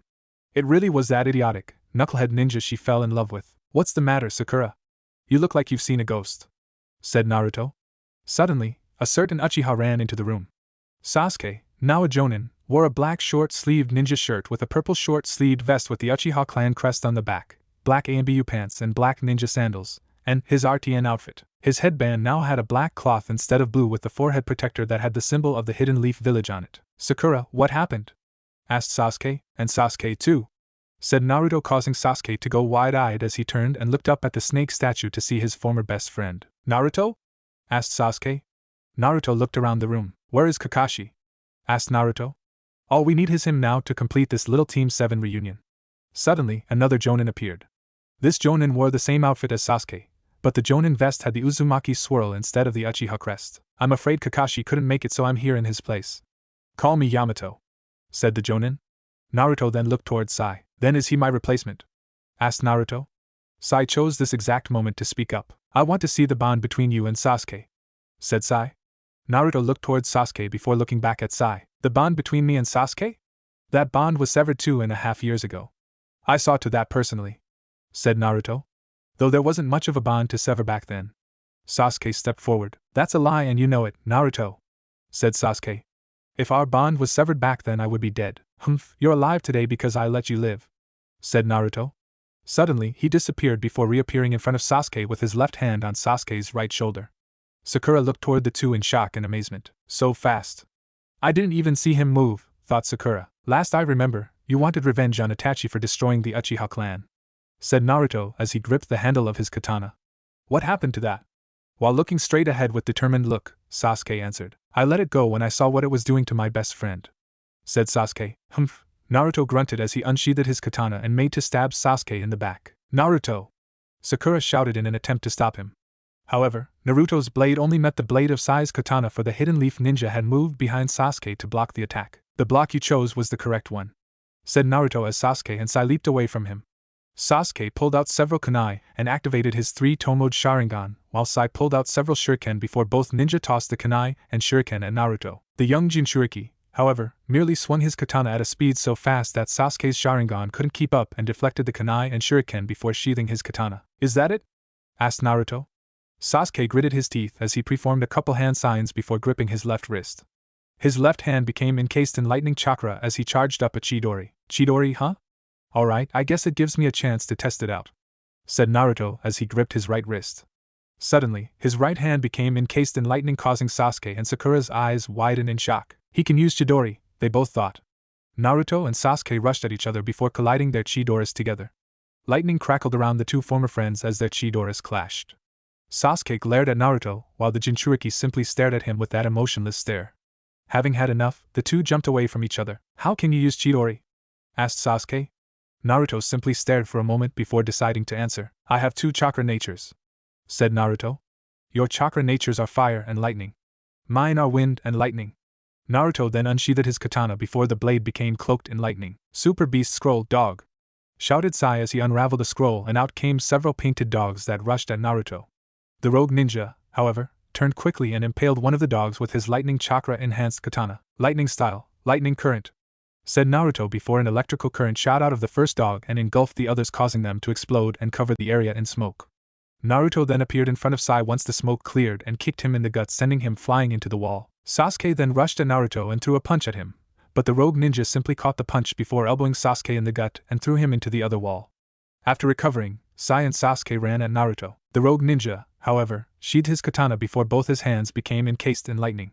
Seeing the danger immediately, Yamato performed a couple of hand signs. Wood style, wood hand jutsu, shouted Yamato as his right hand became wood and stretched towards Sasuke and Sai. Chidori stream, said Naruto as he released Chidori from his entire body just as Yamato grabbed Sasuke and Sai, shocking not just them, but him, too. Sakura was too shocked to move. Naruto can use Chidori and emit it from his entire body. Just how powerful has he become, thought Sakura. She then got a look of determination as she dashed toward Naruto. Yamato, seeing this, went wide-eyed. Sakura, no! Shouted Yamato. I have to do my part and help save Naruto. That's why I trained under Lady Tsunade, thought Sakura as she reached Naruto and threw a chakra-enhanced punch at him. Naruto sidestepped the punch before having to jump back when Sakura threw a chakra-enhanced kick at him. However, Naruto saw as Sakura disappeared in cloud of smoke. A clone, thought Naruto. He then looked up to see Sakura coming down with her right foot aimed at him. Heaven kick of pain! Shouted Sakura as she came down. Naruto, however, jumped out of the way just before Sakura's kick hit the ground, causing the floor to crack and shoot up. The blow was so severe that it cracked the walls and the ceiling before the roof of the hideout collapsed. Once the smoke cleared, everyone looked toward the cliff to see Naruto sitting there with that same emotionless look. You trained under Granny Tsunade, didn't you, Sakura? Said Naruto. She's the only one who knows how to use that heaven kick of pain jutsu. He then appeared behind the pinkette and struck her with a chop to the back of the neck. Sakura's eyes widened as she felt herself slipping into unconsciousness. I couldn't, was Sakura's last thought as she fell forward only for Naruto to catch her. Naruto gently laid the unconscious Sakura down before turning to face Sasuke, who had managed to get free of Yamato's grip. Sasuke made a couple hand signs before gripping his left wrist. His left hand became encased in lightning as he charged up a Chidori. I'm taking you back, shouted Sasuke. Naruto held out his right hand as he charged up a Rasengan. It's over, said Naruto. Yamato quickly grabbed the unconscious Sakura before getting himself and Sai away from the area. Lightning and wind whipped around the two former best friends as they stared each other down. One determined to save his friend from the darkness. The other determined to continue immersing himself in the darkness. Finally, after having briefly seen their past conflict from 2.5 years ago flash before their eyes, Naruto and Sasuke launched themselves at each other. Naruto! Screamed Sasuke. Sasuke! Screamed Naruto. Chidori! Rasengan! The two jutsus collided with each other just as they had all those years ago, causing a black sphere of energy to form around the two. However, white cracks formed on the sphere and spread all along it before the sphere exploded. When the dust settled, Yamato reappeared with Sai and Sakura before looking to find a battered and bloody Sasuke whose left arm was covered in his own blood. He then noticed Sasuke was looking toward the cliff and looked there also, only for his eyes to go wide. There stood Naruto completely unharmed. "I'm done holding back against you," said Naruto in an irritated tone as he held out his right. What? He wasn't fighting at full strength, thought Yamato. Naruto started charging a Rasengan before it became encased in lightning. He then held it up before 4 blades came out of it and began rotating around it. Suddenly, however, a hand grabbed Naruto's wrist, causing the jutsu to dispel as he looked to his right to find that Orochimaru was responsible for interrupting. "I wouldn't use that jutsu yet," said Orochimaru. "Besides, we need them." Naruto glared at Orochimaru. "Let go," said Naruto in a cold and menacing tone. "I'd listen to Lord Orochimaru," said a voice, causing Naruto to look to his left to see Kabuto. "Give me one good reason," said Naruto. Orochimaru chuckled. "How about them taking out as many Akatsuki members as possible for us?" asked Orochimaru. Naruto glared at Orochimaru. "That's a pitiful excuse," said Naruto. Kabuto sighed. "The Akatsuki are hunting the tailed beasts and have already gotten their hands on the one tail. They'll come after you sooner or later. So why not have them take out as many as possible so that way your battle with Itachi will go undisturbed," explained Kabuto. Naruto looked toward Kabuto before his hand went limp in Orochimaru's grip. "Bright boy," said Orochimaru as he let go of Naruto's arm, allowing to fall by Naruto's side. Naruto looked down at the beaten Team Kakashi. "Get in the way again and I'll crush you." "That's all," said Naruto. Suddenly, Orochimaru, Kabuto and Naruto's feet all were engulfed in green flames that slowly rose up their bodies and made the parts that already were engulfed disappear. "Wait, Naruto!" shouted Sasuke as he made one last attempt to convince his former best friend to come back with him. Naruto then pulled out a pink gem and tossed it to Sasuke, who caught it. Sasuke found a note tied on it that was addressed to Sakura. He then looked back up in time to see his former best friend and the two sound ninja disappear. 6 months later. It had been a full 3 years since Naruto parted ways from the Hidden Leaf Village now, and a full 6 months since his fight with Team Kakashi. He was currently sitting on a rock above the new hideout while awaiting Orochimaru to come start the next phase of his train. "Orochimaru's illness is starting to hinder my training, and on top of that my strength is at level beyond even his. Not to mention he intends to take over my body soon. I think it's about time for me to put my plan into effect," thought Naruto. Suddenly, thousands of sound ninja appeared all around Naruto. "What's the meaning of this?" asked Naruto in that same emotionless tone. Orochimaru then appeared along with Kabuto. "I think it's time to test the power you've gained so far, Naruto," said Orochimaru with a sadistic grin. "Which is why you will face 5,000 of my followers. All Jonin and Umbu." Naruto stood up before 4 shadow clones appeared. "Going to need help?" asked Kabuto. Naruto rolled his eyes, as if, "I simply want to get this over with as quickly as possible," said Naruto. Orochimaru chuckled. "Heh, very well," said Orochimaru. "Then let's see if you can beat them within 3 minutes." Naruto looked toward the group of sound ninja. "I'll only need 2," said Naruto before he and his shadow clones took 1,000 apiece and rushed headlong into the army of sound ninja. Orochimaru and Kabuto watched as Naruto and his clones took on the army of sound ninja with ease. Orochimaru chuckled as he watched his vessel plow through the sound ninja like they were nothing. Soon that will be my body. I had my doubts about forsaking my original plans of having the Sharingan, but this worked out nicely instead. Far better than I originally hoped," thought Orochimaru. "Heh, ha ha ha ha ha," laughed Orochimaru. He and Kabuto then noticed that Naruto's shadow clones were gone and Naruto was sitting on the rock he had been perched on when they appeared, surrounded by 5,000 defeated sound ninja. "Well done, Naruto. And without a single fatal blow," said Orochimaru. "But you need to let go of your mercy. A ninja must be ruthless. Compassion will be your downfall." Naruto looked toward Orochimaru with a glare. "Unlike you, Orochimaru, I only kill if needed. Not if I have a choice," said Naruto as he stood up and headed into the hideout. That afternoon, Orochimaru was in his bed going through a rough coughing fit. Cough, cough, cough. Orochimaru coughed as blood leaked out of his mouth. Kabuto looked on in worry. "This is gonna require administering a rank 10 pill," thought Kabuto. He then handed Orochimaru a glass of water. "This damn body is at its limit," said Orochimaru. Kabuto walked toward the door. "Wait here," I'll go get the medicine, said Kabuto before opening the door, stepping out and closing it. Outside the room, Kabuto turned toward the two Umbu-level sound ninja guarding the door. Don't let anyone in there unless I'm with them, said Kabuto before he started walking down the hall toward his lab. Lord Orochimaru's current body won't last much longer. Tomorrow, or better yet tonight, we must perform the transference ritual. Meanwhile, Naruto was in his room meditating when his eyes snapped open. Time to go, said Naruto as he stood up. He then disappeared. Orochimaru's room. The two sound Umbus standing guard heard footsteps approaching before seeing Naruto walking toward them. Halt! Lord Kabuto ordered us not to let anyone in without him by their side. Including you, Naruto Uzumaki, said sound Umbu number 1. Naruto glared before disappearing. He then reappeared behind the two sound Umbu, followed by them dropping to the ground unconscious. I didn't ask to be let in anyway, said Naruto before turning toward the door. He then unsheathed his katana and rested the blade on his shoulder. He lifted his left hand toward the door before it became encased in lightning.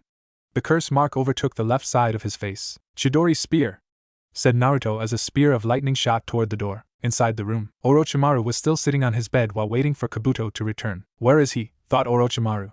Suddenly, a spear of lightning shot through the door and impaled Orochimaru in the right shoulder. Arg! Grunted Orochimaru as he looked toward the door. The door then split in half to reveal Naruto with his left hand encased in lightning, and the spear extending from it. I knew you would come for me, said Orochimaru. Naruto looked at him with an emotionless expression. Then you know what my intentions are, said Naruto. I can be merciless even to you. He then walked toward the right side of the bed before lifting his katana above his head with the intention of cutting Orochimaru in half. The snake Sannin quickly opened his mouth before spitting out a white snake. Naruto stopped his movement and watched as the snake then spat out another Orochimaru. The Chidori spear dissipated as the curse mark receded. I am the only one who can give you the power to defeat Itachi, said Orochimaru. You were, but now the illness has ravaged your body beyond the point of no return. I dare say that you won't survive the night even if I don't kill you. And besides, you have nothing left to teach me, said Naruto. Orochimaru chuckled. Heh, then I guess it's time I claim my new body, said Orochimaru as he launched himself at Naruto, but the young Jinchuriki jumped to the left to dodge. Orochimaru then opened his mouth and outpoured thousands of snakes that shot toward Naruto. The snakes swarmed around Naruto before being blown away. Orochimaru's eyes widened in shock at what he saw. Naruto's whisker marks were darker, and his eyes were red with slits for pupils, but he was surrounded by red chakra that took the shape of a fox with two tails. Naruto, Nine Tails, Two-Tail Mode, looked toward Orochimaru with a glare. As I said, I can be merciless even to you, said Naruto. He then extended his chakra-clawed hand toward Orochimaru and grabbed him before slamming the snake Sannin into the ground. He then walked over to Orochimaru before taking his katana and stabbing the snake Sannin in the chest. Orochimaru looked up at Naruto's cold red eyes before his own gold ones rolled into the back of his head. Naruto removed his katana from Orochimaru's chest before the red chakra dissipated and his whisker marks and eyes returned to normal. He then turned and started walking toward the door before quickly turning back around and hurling his katana at a giant white snake that had Orochimaru's features and hair. The katana impaled the great white snake before pinning it to the opposite wall. How did you know? Asked Orochimaru, great white snake. Naruto smirked. I may be stronger than you, but it takes more than that to bring you down, said Naruto. However, he suddenly found himself in a strange place with a fleshy ground. Suddenly, the fleshy surface began to rise up around Naruto, pinning him in place. Another part of the fleshy surface rose up before revealing Orochimaru's face. Where the hell am I? Asked Naruto. Orochimaru chuckled. This is the universe inside my body. This is where the transference ritual takes place, said Orochimaru. Now it's time to claim what is rightfully mine. As he said this, the flesh covering Naruto began to fully engulf him. Just as it was about to completely cover him, however, it suddenly turned black and melted completely away. What? Exclaimed Orochimaru. The transference ritual is being rejected? Suddenly, 3 large black tendrils rose up. Orochimaru looked toward Naruto to see that his eyes were red with slits for pupils. You thought that a Jinchuriki would be easier to control than an Uchiha, but you were mistaken. You claimed to be a genius and yet you made the most common mistake. Now you and your dream die here, said Naruto, Nine Tails Chakra. The tendrils then moved toward Orochimaru. No! I am Orochimaru. I am the one who will unlock the secrets of nature. I am immortal! Screamed Orochimaru as he was engulfed by the tendrils. Naruto's eyes returned to normal. You were chasing a hopeless dream. The secrets of nature will always remain just that, secrets, said Naruto. Reality. Kabuto had returned to find the guards unconscious. He then rushed into the room to find Naruto standing in the middle of the room. He then looked toward the opposite wall to find the great white snake pinned there by Naruto's katana. The great white snake? Does this mean the transference ritual is already complete? Thought Kabuto. Naruto then looked toward Kabuto. Kabuto, said Naruto before he walked over to the great white snake and removed his katana, allowing the corpse to fall to the ground. He then sheathed his katana before walking toward Kabuto. Which one are you?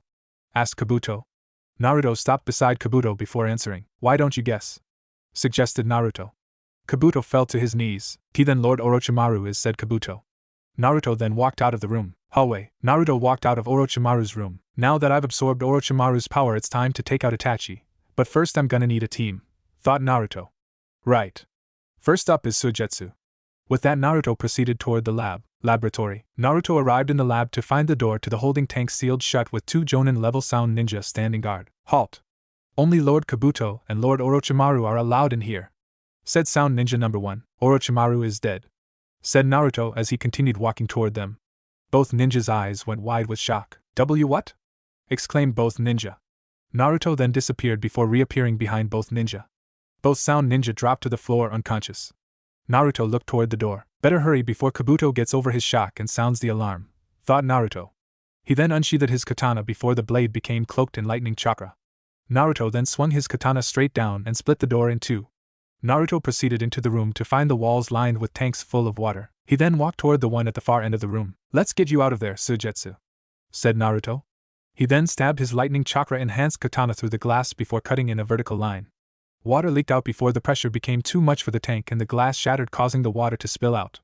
Naruto then looked down at the water as he sheathed his katana. Get up, Suigetsu, said Naruto before he slammed his foot on the ground. Oh.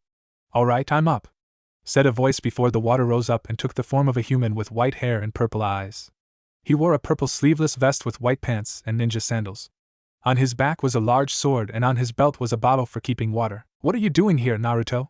You're gonna piss off Orochimaru if he finds out you freed me, said Suigetsu. Orochimaru is dead, said Naruto, causing Suigetsu's eyes to widen.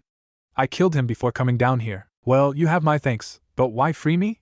Said Suigetsu. Because I need you and 2 others. I'm making a team. The choice is yours, said Naruto. Suigetsu mulled over. Well, I do owe you for freeing me. Alright, I'm in, said Suigetsu. So who are we gonna recruit next? Karen, Naruto simply answered. Suigetsu groaned in annoyance. Not that woman. She and I don't get along well, said Suigetsu. Naruto turned and began walking toward the door with Suigetsu in tow. I'm not saying that you have to get along. Just cooperate, said Naruto. Suigetsu sighed. Fine, but no promises, said Suigetsu. Outside the hideout. Once Naruto and Suigetsu were out of the hideout, they began heading for the southern hideout. You do know that it's gonna take at least a full day and a half to get to the southern hideout, right? Asked Suigetsu. Naruto nodded. I know, but I know a place along the way where we can stay for the night, said Naruto. Unless you want to sleep on the hard, dry ground. Suigetsu immediately had a different opinion. Well, what are we waiting for? Let's go, said Suigetsu as he ran ahead. Naruto looked on with an emotionless look. Reminds me of Konoha, said Naruto before following after Suigetsu. Tree Felling Village. Naruto and Suigetsu arrived in Tree Felling Village to find business booming.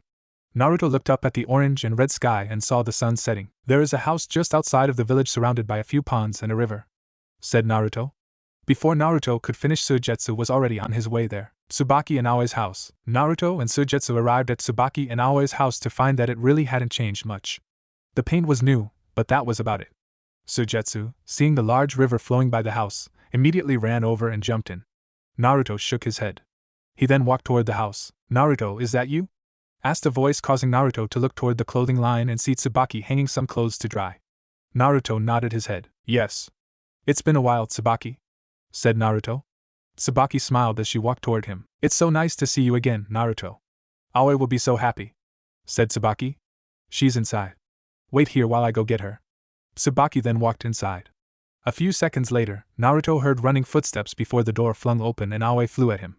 She flew directly into him, knocking Naruto onto his back as she tackled him. Now in Naruto's defense, he could have dodged, but something told him he shouldn't. Welcome back, Naruto, shouted an extremely happy Aoi as she hugged the young Jinchuriki. Naruto patted her on the head. It's good to see you too, Aoi, said Naruto. That night, Naruto, Tsubaki and Aoi were having dinner. Suigetsu, however, opted to stay in the river instead. So you're only staying the night? Asked Aoi. Naruto nodded his head. Afraid so. My friend and I are heading somewhere that would take all night to reach, said Naruto. I wonder why your friend didn't want to come in, said Tsubaki. Naruto shrugged his shoulders. I think he's part fish in all honesty. He loves being in the water more than on dry land, said Naruto. Aoi giggled as did Tsubaki. So how has the village been? Asked Naruto. It's doing well. Now that the villagers are able to enter the crystal caves again, the village has been able to do business with other villages, said Tsubaki. In fact, a kunoichi from the Hidden Leaf came here with 2 other ninja to pick up some crystals ordered by the Hokage. Naruto's eyes widened as he heard this. They couldn't possibly, thought Naruto. What did they look like? Aoi chirped up. Well, the kunoichi had pink hair while the other 2 had black hair and silver hair, said Aoi. They're staying at the inn. Naruto then stood up. Is everything alright, Naruto? Asked Tsubaki. Naruto nodded his head. Yeah, I'm just gonna head into town and see if they have any extra shuriken and kunai, said Naruto before he walked out the door. Naruto thought a worried Aoi. Later, Naruto was jumping through the trees toward the village. What are they doing here? Even if it's a simple mission like picking up a delivery, if they find out I'm here then they'll try to take me back to the Hidden Leaf, thought Naruto as he arrived in Tree Felling Village. He then headed to the inn before sneaking in. Naruto crept through the halls of the inn as he made his way to the rooms his former teammates were staying in. Sensing their chakra, Naruto approached a door before carefully peering in and finding none other than Sakura Haruno asleep in the bed. Carefully, he entered the room before closing the door. He then approached the bed and looked down at Sakura's sleeping form. So they are here, thought Naruto. He noticed her combat gloves and headband were on the nightstand while her ninja boots were on the floor in front of it. He then looked closer and noticed a pink gem attached to a chain around her neck. That's, thought Naruto as he remembered tossing the gem to Sasuke 6 months ago. He then sat on the bed before leaning toward Sakura and placed a gentle kiss on her forehead. He then raised up before getting a small smile on his face. You really do have a charming, wide forehead, Sakura, Naruto whispered. Sakura stirred slightly before a small smile graced her lips. Naruto, Sakura said in her sleep. Naruto silently chuckled before making his way to the window. He silently opened it before leaping out and making his way back to Tsubaki and Aoi's forest. As Naruto was making his way through the forest to Tsubaki and Aoi's house, he stopped when he felt a presence following him. Come out. I know you're there, said Naruto as he rested his right hand on the hilt of his katana. A very familiar face then appeared. Naruto smirked as he turned to face his old sensei, Kakashi Hatake. Naruto said, Kakashi? Kakashi, it's been a while, said Naruto. Naruto, what are you doing here? I honestly didn't expect to find you here, said Kakashi. Why I'm here is none of your concern. I really shouldn't be your concern anymore since I parted ways with the leaf a long time ago, said Naruto. Naruto, word has gotten out that you killed Orochimaru. Sakura and Sasuke thought that meant you were coming back home, but that isn't the case, is it? Said Kakashi. TCH, I will not be kept from my goal. Not even by you damnable leaf ninja, said Naruto. Kakashi's lone visible eye widened in surprise. Naruto, you really have fallen into the darkness, thought Kakashi. Do you think I'm gonna believe that you want nothing to do with the Hidden Leaf? Naruto raised a blonde eyebrow in question. What do you mean? Asked Naruto. I know what you did in Sakura's room, said Kakashi, causing Naruto's eyes to widen slightly. You still love her, don't you? Naruto growled in irritation. Whether I still care about Sakura or not doesn't matter. I will see my goal to its completion, said Naruto as he turned away from Kakashi and began walking away. Naruto, wait, said Kakashi as he attempted to follow Naruto. However, Naruto tossed a piece of paper on the ground before a barrier appeared between him and Kakashi. A barrier, thought Kakashi as he stopped in his tracks. And you won't stop me, said Naruto as he disappeared from sight. The next day, after saying goodbye to Tsubaki and Aoi, Naruto and Suigetsu continued on their way to the southern hideout. Do we have to recruit Karen? Asked Suigetsu. Naruto nodded his head. Karen is a sensory-type ninja.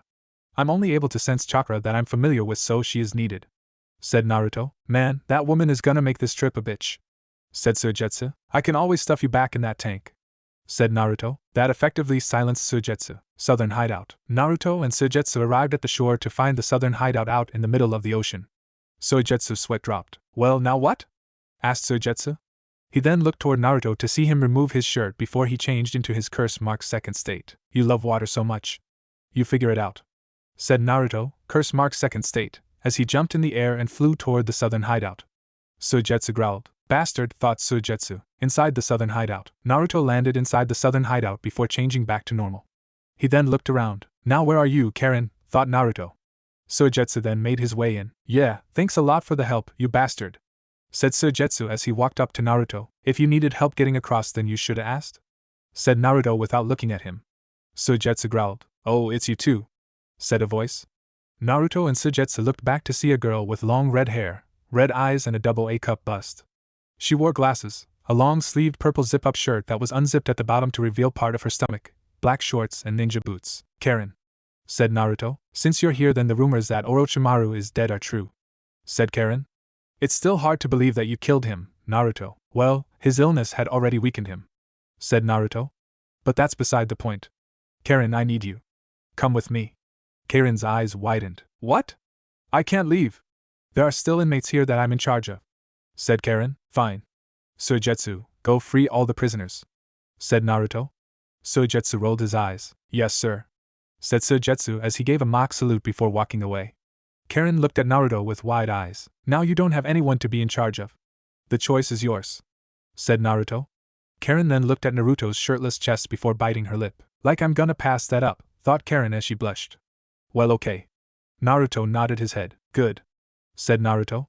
Karen then walked up to Naruto. But what do you need me for exactly? Asked Karen in a seductive tone as she placed a finger on his chest. Just as I thought. All muscle. Very sexy muscle. I need you for your sensory skills, said Naruto. Oh well, not exactly what I thought he needed me for, but good enough, thought Karen. She then pressed herself against Naruto. But isn't there something else you need me for? I'd be able to do anything you want, said Karen as she started to unzip her shirt. I let out all the prisoners, boss, said Suigetsu as he walked back into the room, causing Karen to quickly zip up her shirt and separate herself from Naruto. Good work, Suigetsu, said Naruto as he put his shirt back on. Suigetsu then looked at Karen before smirking. And if you're gonna seduce someone, don't just throw yourself at them, Karen, said Suigetsu, causing a tick mark to appear on Karen's forehead while she adjusted her glasses. I wasn't throwing myself at him, nor was I trying to seduce him, Suigetsu, exclaimed Karen. Suigetsu chuckled. That's what it looked like to me, said Suigetsu. Karen growled. Enough, you two, said Naruto. Now that Karen has joined us, our next destination is the northern hideout. Suigetsu and Karen looked at Naruto. Why are we going there? Asked Suigetsu. To recruit Yugo, said Naruto. Karen's eyes widened in shock. Yugo? But he's not mentally stable. He could kill us without a second thought, said Karen. Naruto smirked. You let me worry about that, said Naruto. You just locate him when we get there. But it's gonna take at least 10 days to get to the northern hideout from here, said Karen. Naruto just shrugged. Then I hope you enjoy sleeping outdoors, said Naruto, causing Karen to sigh in defeat. Suigetsu just laughed. I don't get what your problem is, Karen. What's so bad about that? Said Suigetsu. Karen got a gleam in her eye as she found a way to get revenge on Suigetsu for interrupting her and Naruto earlier. The northern hideout is in the middle of the desert, said Karen, causing Suigetsu to pale. What? Asked Suigetsu. Naruto then spoke up. Get it together. We're heading out, said Naruto as he walked toward the exit with a smirking Karen in tow. Suigetsu sighed in defeat. Shit, said Suigetsu. -9 days later, Naruto, Karen and Suigetsu were walking through a forest that was near the desert. Karen and Suigetsu, however, were dead on their feet. Suigetsu from how dry it was getting and Karen from how dirty she felt from being unable to bathe. How much further is it? Asked Suigetsu. At least another day, said Karen. Suigetsu sighed. Hey boss, there has to be someplace we can stop to rest for the night. Someplace cool with lots of water maybe? Said Suigetsu. And a shower too, said Karen. Naruto sighed. He couldn't believe how pathetic they were, and yet he needs them to help him in completing his goal. Hopefully Yugo isn't as useless as they are, thought Naruto. He then noticed a building they were coming up to. It looks like you're both gonna get your wish, said Naruto. Karen and Suigetsu looked at Naruto in confusion before seeing the building up ahead. The moment they read the sign, their eyes turned to stars. It was an inn with a hot spring. They then sped past Naruto and ran to the inn. Seems they found some extra energy to be able to run that fast, thought Naruto as he continued at his normal pace with the sun setting. That evening, Suigetsu jumped into the hot spring. Phew. That's better. May not be cool, but at least it's water, said Suigetsu as Naruto walked in wearing a towel around his waist. He then got in the water. I'll admit it is a nice change from sleeping on the ground, or in a tree, thought Naruto. So Naruto, where are you from exactly? Asked Suigetsu. That's nothing for you to be concerned about, said Naruto. Come on, spill it. You already know that I'm from the Hidden Mist and the Bitchy Banshee is from Hidden Grass. So where are you from? Said Suigetsu. Naruto sighed. Hidden Leaf, said Naruto. Hidden Leaf? You mean that village Orochimaru wanted to destroy? Asked Suigetsu. Naruto nodded his head. That's the one. I actually fought Orochimaru back then to protect that village with the stupid dream of becoming Hokage. In the end, I woke up to reality and realized that no matter what I did, the villagers would hate me, said Naruto. So why did they hate you? Asked Suigetsu. Because I'm the Ninetales Jinchuriki, said Naruto, causing Suigetsu's eyes to widen in surprise before he whistled. But doesn't that mean you have to be careful how angry you get, or it'll, said Suigetsu. Naruto shook his head. The fur ball and I came to an agreement. I don't piss it off and it don't try to take over, said Naruto. Suigetsu nodded his head in understanding. So why hasn't the leaf tried to get you back yet? I know that the hidden villages all have to have a tailed beast, so I figured they'd be busting their balls trying to get you back, said Suigetsu. When you're constantly moving between hideouts, it makes you difficult to locate. And they've tried a couple times to bring me back, but I proved that I was too powerful, said Naruto. He then got up and stepped out of the water while Suigetsu dove under. Karen then walked in wearing nothing but her glasses and a towel. Karen, what are you doing in here? This is the men's hot spring, said Naruto with a raised eyebrow. Oh, is it? I wasn't paying attention, lied Karen. Now to seduce the hunk into action. Karen then removed her glasses before setting them on the bench and smiling a seductive smile. But since we're alone, I figure we can get to know each other on a more personal level, said Karen in a seductive tone as she blushed. Not interested, said Naruto. Karen then pressed herself against Naruto. Oh, stop playing hard to get. Tell you what, said Karen as she gripped the knot in her towel. How about I give you a little peek at what I have to offer? As she said this, Karen undid the knot in her towel, allowing it to fall to the floor. Naruto could now see everything from Karen's perky nipples to her cleanly shaved. Karen had to hold in her giggling as she saw Naruto's unchanging expression, but his cheeks began to turn red. He's blushing, which means I'm beginning to wear him down, thought Karen with a blush of her own.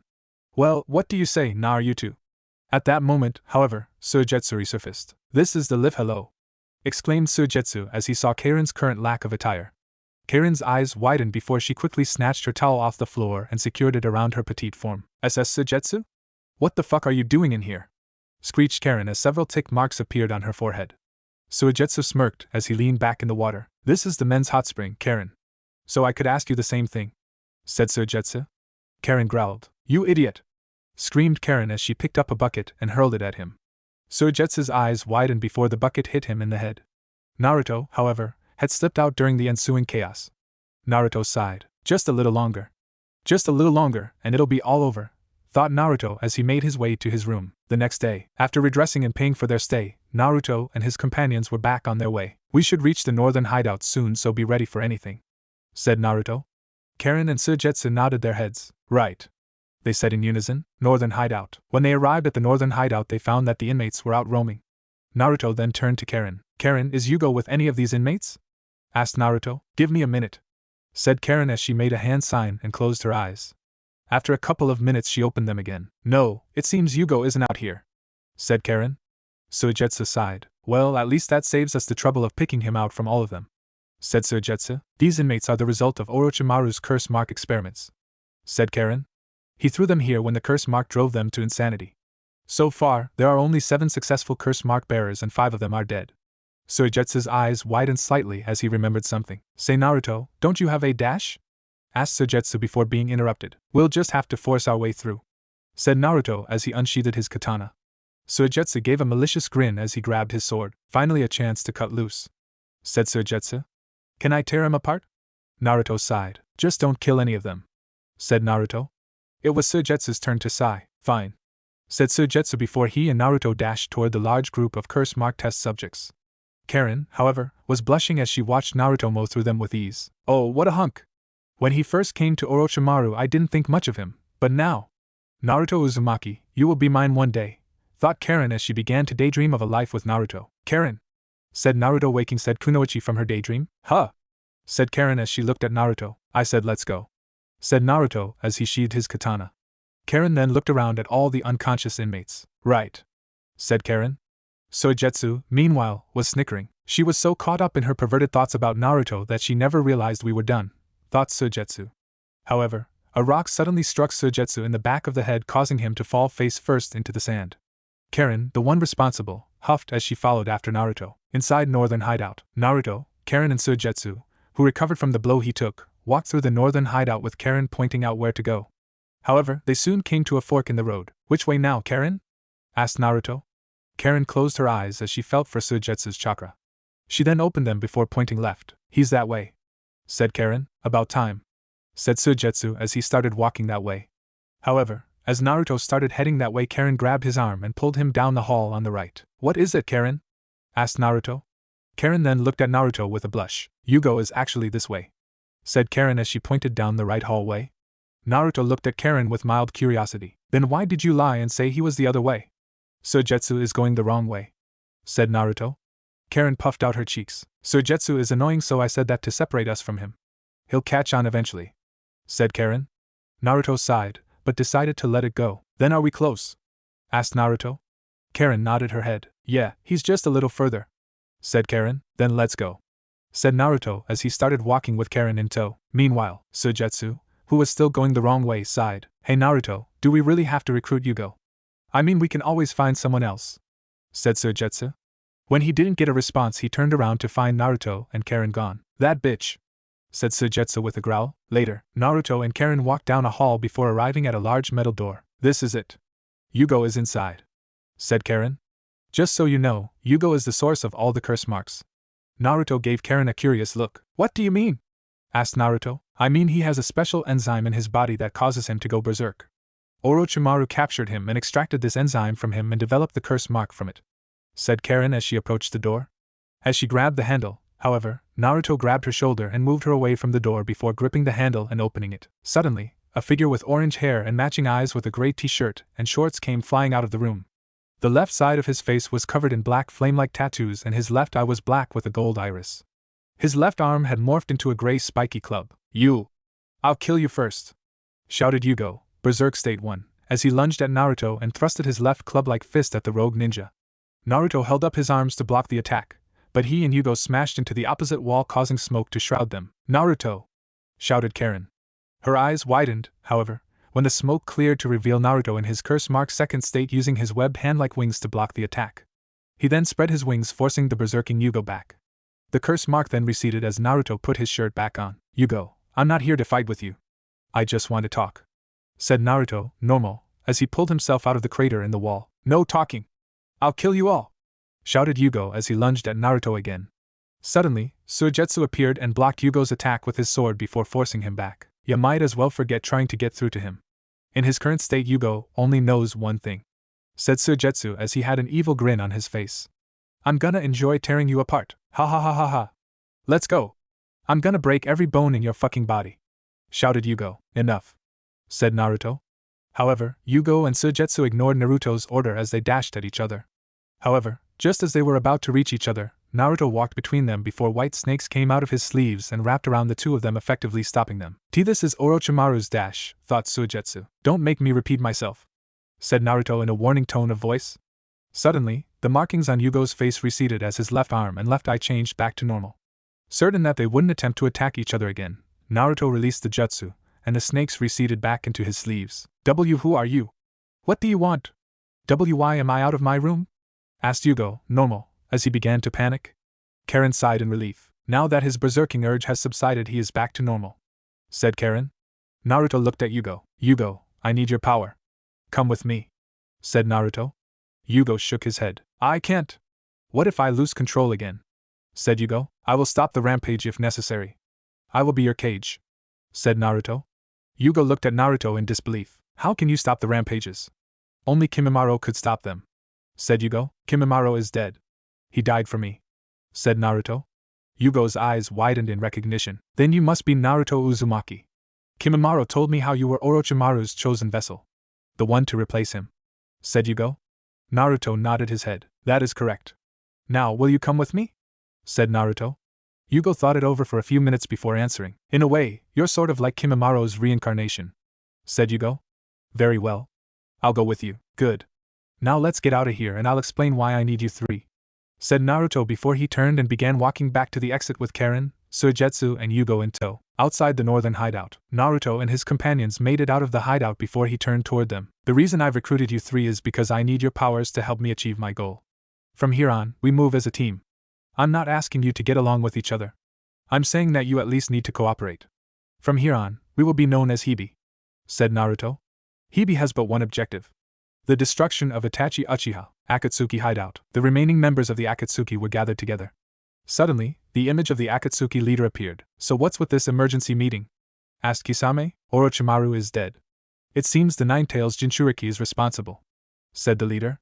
Another man spoke up. What? Orochimaru was mine to kill, shouted the outraged man. Calm yourself, Deidara, said the leader. Another man with an orange mask then spoke up. Yeah, Deidara. Wouldn't want you to get too heated up and cause your detonating clay to blow up, said the man. Deidara looked toward the man with a glare. Shut up, Toby, ordered Deidara. While we're on the subject of dead members, where are Haiden and Kakuzu? I haven't seen them check in yet, said Kisame. They are dead as well. Sasuke Uchiha and the other Hidden Leaf Ninja are responsible, said the leader. Kisame smiled a vicious smile as he looked at his partner, Itachi Uchiha. Your little brother never fails to amaze, Itachi, said Kisame. Itachi remained silent. I'd watch your backs if I were you. Naruto Uzumaki is not as weak as you think him to be. And I can guarantee that you, Itachi and Kisame, are his targets. We can no longer wait. I am ordering the immediate capture of the Nine Tails, said the leader. And remember, bring him back alive. With that said, the Akatsuki leader's image disappeared. Well, things are definitely getting more interesting, Itachi, said Kisame. Itachi remained silent before he and Kisame's images faded. So, what now, Deidara? Asked Toby as he looked at said bomb clay user. Deidara had a look of deep thought before he got an evil grin on his face. Toby audibly gulped. I don't like when you get that look on your face, Deidara, said Toby. Suddenly, Deidara's image faded. Hey, wait for me, Deidara, shouted Toby as his image faded. Meanwhile, Naruto sneezed as he and the rest of Hibi were eating in a diner while searching for clues on Itachi's location. Are you alright, Naruto? Asked Yugo. Naruto nodded his head. I'm fine, Yugo. Someone was probably just talking about me, said Naruto. He then looked down at his bowl of miso ramen. Not as good as old man Tucci and Iam's, but decent enough, thought Naruto. Maybe once I've dealt with Itachi, then I'll go back. Naruto then got a sad smile as he realized what he thought. Like I'd be able to set foot in the village. Sasuke and Sakura would welcome me back with open arms, but everyone else would, thought Naruto. What's with the look, Naruto? Asked Karen as she broke Naruto from his thoughts. Naruto shook his head before masking his sad smile with his usual neutral expression. Nothing, Karen, said Naruto before he finished his bowl of ramen. Let's go. Naruto then stood up before paying for the meal and heading toward the exit. Yugo and Karen stood up and followed after Naruto. Suigetsu, however, remained seated. To hell with that. I'm ordering seconds, said Suigetsu. However, Karen approached Suigetsu and grabbed the back of his shirt. Let's go, Suigetsu, Karen said angrily before yanking Suigetsu out of his seat. Hey! Shouted Suigetsu. Later, Naruto, Suigetsu, Karen and Yugo were walking through a field when they stopped. Naruto then turned toward the other three members of Team Hibi. I want you three to continue searching for information on Itachi's location. Get as much as you can. Got it? Said Naruto. Yes. All three said in unison before they disappeared. Naruto sighed as he walked over to a rock before taking a seat. Those three remind me a lot of the old Team 7 back in our Genin days, thought Naruto. He then looked up at the sky as memories of his past came flooding back. Flashback. A younger Naruto Uzumaki, Sakura Haruno and Sasuke Uchiha were sitting on the roof of the Ninja Academy with their new sensei, Kakashi Hatake. Let's start with introductions, said Kakashi. You know what I mean. Likes, dislikes, hobbies and hopes for the future. That sort of thing. Naruto immediately raised his hand. Yes? Asked Kakashi. I think you should start by introducing yourself, sensei, said Naruto with Sakura and Sasuke agreeing with the blonde. Kakashi nodded his head. Alright. My name is Kakashi Hatake. I don't have any likes or dislikes and I have lots of hobbies. As for my hopes for the future, well, I haven't really thought about it, said Kakashi.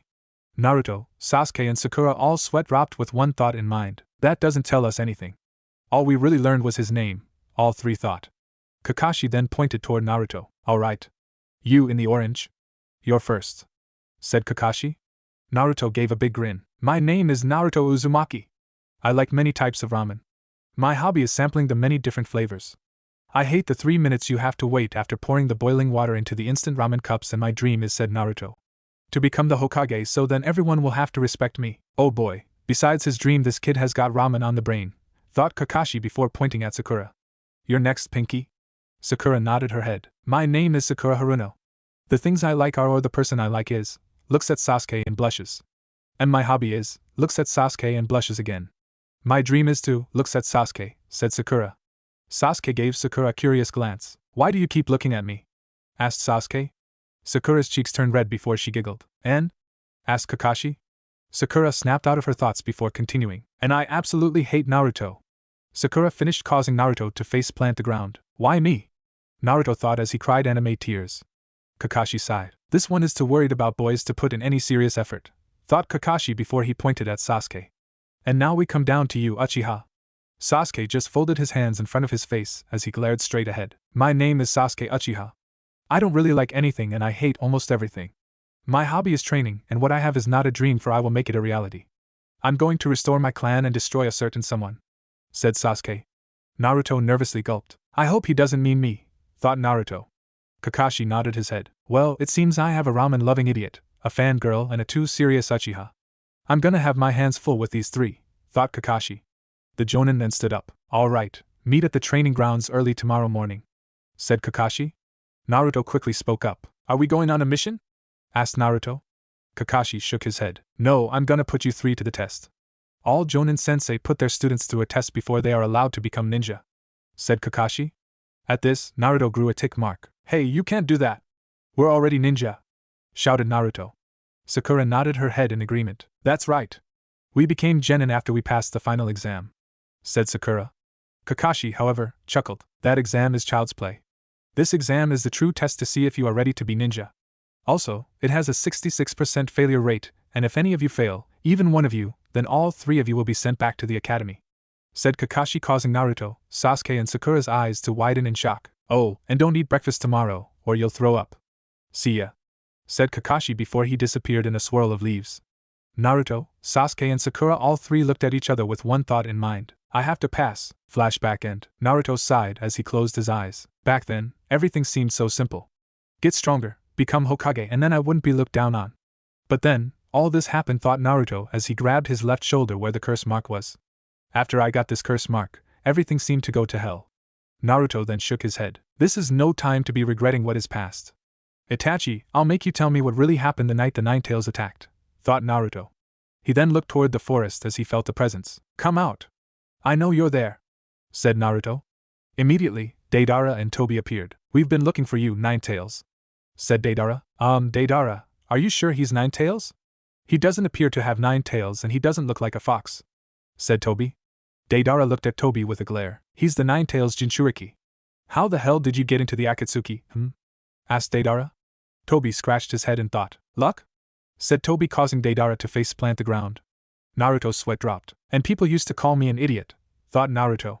Deidara then stood up. One more word out of you and you'll wake up in a hospital with third-degree burns all over your fucking body, Tobi, Deidara growled out. Tobi immediately made a zipping motion with his right hand over the lower part of his mask where his mouth was underneath it. You two, said Naruto, gaining Deidara and Tobi's attention, are with the Akatsuki. Tell me where Itachi Uchiha is. Deidara chuckled. Wouldn't you like to know? Unfortunately, you won't be getting to him because you're going to be coming with us, said Deidara. Naruto just glared at the two. I'm afraid that won't be happening. Regardless of the fact that the Nine-Tails made my childhood a living hell, he's still a part of me. He'll be a part of me until the day I die, said Naruto. Deidara chuckled. Hey, I'm afraid you don't have a choice, said Deidara before he tossed some clay spider bombs at Naruto. The rogue ninja, however, quickly unsheathed his katana and cut the clay spiders in half. He then looked at Deidara to see him making a single-hand seal. Naruto's eyes widened as he noticed the clay spiders began to glow. Shit! Cursed Naruto as the bombs exploded, clouding him from vision. I think you got him, Deidara, said Tobi. However, Naruto suddenly came rushing out of the dust cloud with a large Rasengan in his right hand.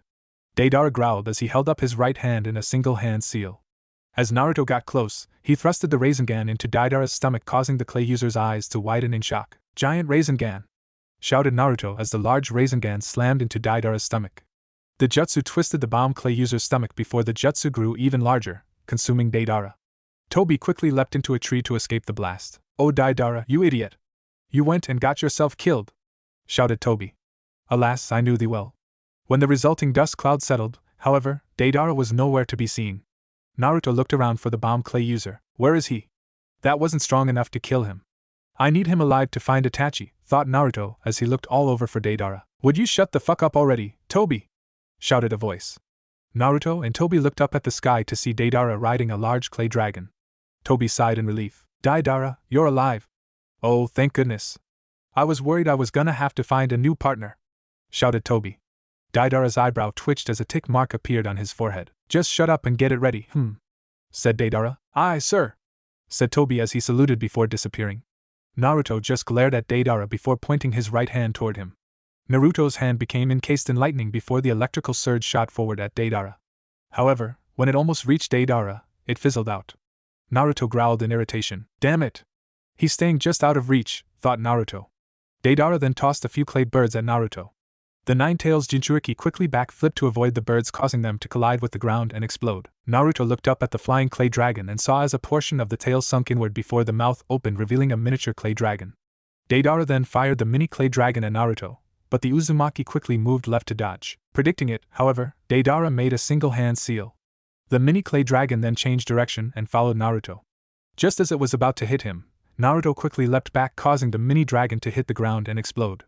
Naruto landed and skidded to a stop before looking back up at Deidara. "Heh, not bad," said Deidara before making another hand seal.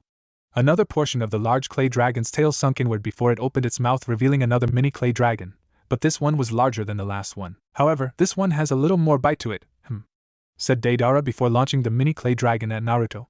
The mini clay dragon flew straight at Naruto before impacting and causing an explosion greater than the one before. However, Naruto leaped out of the smoke and skidded to a stop. "What?" asked Naruto when he looked down to investigate what his foot hit. Deidara smirked. "Gotcha, thought Deidara as he made another hand seal. Instantly, the spot Naruto was standing on blew up, consuming the Uzumaki in the blast. Deidara's smirk widened as he looked down at the large cloud of smoke. "I think I finally got him. Now to just capture him and take him back to headquarters," thought Deidara.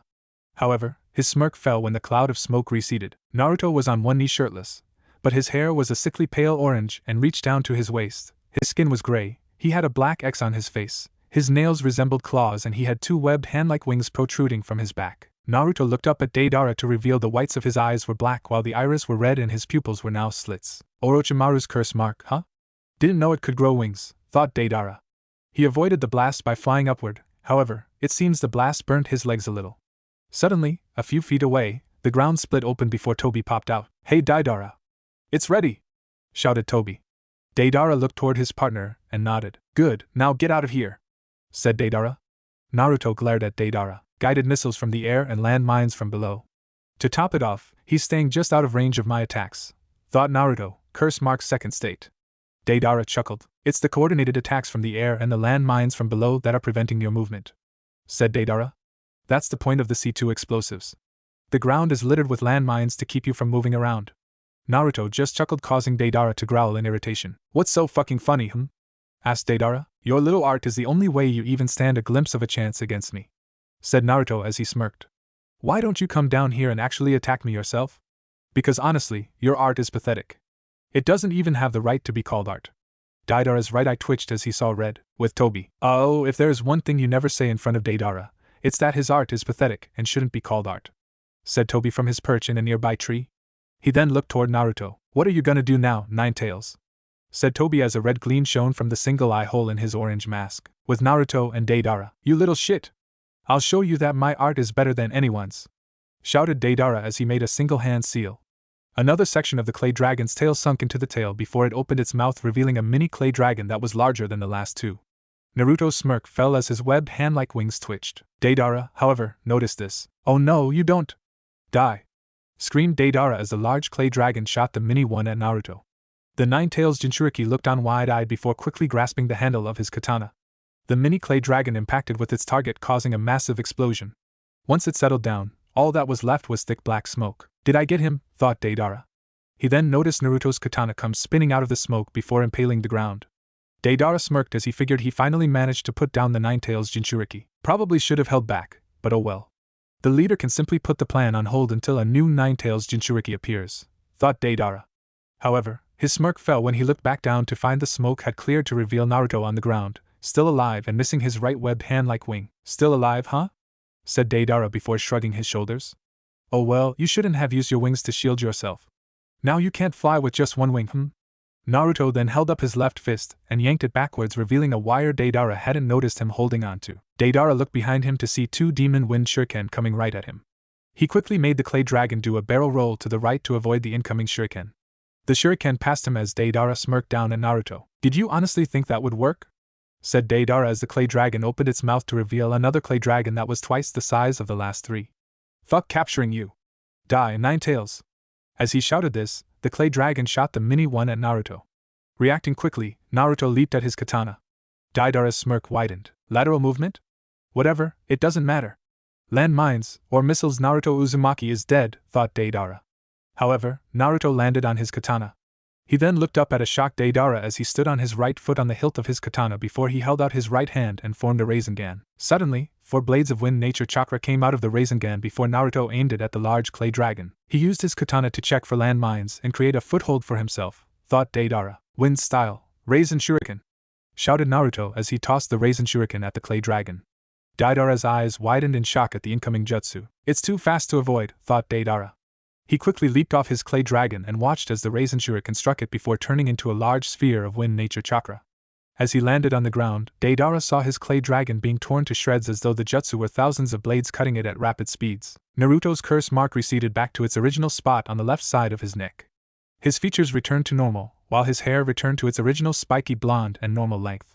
The last to change back was his eyes, which returned to normal white with blue iris and normal round pupils. What little remained of the clay dragon came crashing back to the ground, causing Deidara and Naruto's eyes to widen in shock. Shit! The landmines, thought Deidara as he leapt into the trees. Naruto made a couple of hand seals before extending his left hand towards some nearby trees. White snakes came out of the curse mark before they shot toward the nearest tree and wrapped around it.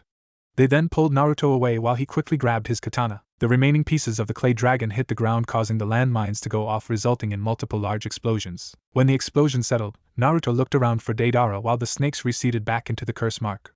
He then leaped back into the open field, which was now a crater. Where is he? I know he got out of the explosion alive, thought Naruto. He then quickly leaped back to avoid clay birds that tried striking him. Why won't you die? Shouted a voice, causing Naruto to look up and see Deidara flying on a large clay bird. He also noticed that the Akatsuki member had discarded his Akatsuki cloak, revealing that underneath he was wearing a sleeveless black ninja shirt with a chainmail undershirt. He also noticed that both of Deidara's arms seemed to be stitched on, suggesting that they had been severed a while back. Naruto smirked as he stood up straight. The reason I won't die is because I need to learn the truth from Itachi. Once I do, then I intend to return home, said Naruto. Deidara continued to glare at Naruto until he suddenly smirked. And why would a rogue ninja like you want to go back to the Hidden Leaf? You'll still be treated like shit, said Deidara. Naruto shook his head. You wouldn't understand. I have a few people waiting for me there, said Naruto as an image of Team 7 flashed before his eyes. Deidara's smirk grew wider. Like who? Itachi's little brother Sasuke?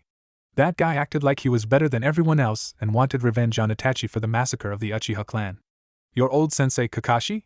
He treated Sasuke better than you and didn't even bother to really train you at all. Or your old teammate Sakura? Said Deidara. That pink-haired bitch couldn't care less about you. Naruto glared at Deidara for calling Sakura a bitch. She always loved that Sasuke more than you, said Deidara. She's just a little pink-haired whore. Red chakra began pouring out of Naruto's body as he saw red at Deidara calling Sakura a whore. She's probably fucking that Sasuke right now, as we speak, said Deidara. She's just a pathetic little whore dash. Roared Naruto as red chakra shot up to the sky in the shape of a pillar, interrupting the clay user. The Nine-Tails Jinchuriki was unable to stand Deidara bad-mouthing Sakura anymore. Deidara readied himself for Naruto's next attack, but went wide-eyed when the red chakra pillar dissipated. Naruto had transformed. His entire body was covered in thick red chakra that resembled an incomplete nine-tails. He had 2 fox ears protruding from his head, his eyes were completely white, all his teeth were sharp, and he had 4 red tails swaying behind him. And, for the exact description, look up the fight between Naruto and Orochimaru in Naruto Shippuden. Roared Naruto, Nine-Tails, 4-tail mode. He crouched down on all 4s before opening his mouth. A black ball of chakra formed in his mouth before the out-of-control Naruto shot the ball at Deidara. Seeing the danger immediately, Deidara leaped off of his clay bird. When he landed, he watched as the black ball of chakra struck the clay bird and caused an enormous explosion. He then looked toward the 4-tailed Naruto only to see the Jinchuriki rushing right at him at near blinding speeds. He quickly dug his hands into the bags on his belt, but found he was all out of detonating clay. Shit! Cursed Deidara, who looked back at Naruto only to be struck in the side by a clawed hand. The 4-tailed Naruto's clawed hand ripped open Deidara's side, causing blood to spray out as it launched the clay user to the left. Deidara landed on the ground and skidded painfully to a stop. He clutched at his now open left side to try to stop the bleeding. Shit, I'm all out of detonating clay and now the Nine-Tails Jinchuriki is going berserk. I hate to admit it, but it looks like I need to retreat for now, thought Deidara. However, before he could even sit up, Naruto landed on his chest, breaking his rib cage in the process. He then grabbed Deidara's arms and ripped them clean off, causing blood to spray out of the stumps that were left. Abahewawaha! Deidara screamed in agonizing pain. Naruto then stabbed a clawed hand in the right side of Deidara's chest, causing the clay user to cough up blood as he continued to scream in pain. Enough! Stop, please! Deidara begged, for he couldn't stand the pain. The four-tailed Naruto, however, held his head up, and the four tails behind him curled toward his head as another black ball of chakra formed. What are you?"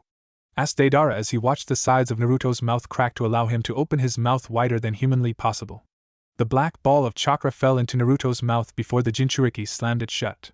He then looked down at Deidara as the corners of his mouth let out a little smoke. Deidara's eyes widened in horror as he realized what the out-of-control Naruto was about to do. No, please don't," Deidara begged. In response, however, Naruto swung his clawed right hand over Deidara's throat. Blood poured out of Deidara's throat as the clay user's pleas turned into gurgling when his throat opened up.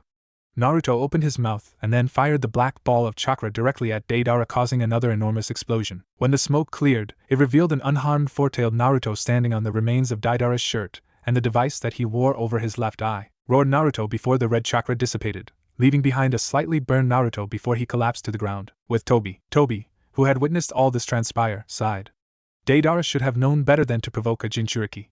Especially one who has yet to gain control over his tailed beast, said Tobi. I wonder if I should bring in Nine Tails now, or not. He then looked at the unconscious Naruto from afar before chuckling. I think I'll let him enjoy his freedom a little bit longer, said Tobi before the air around him began to swirl and distort.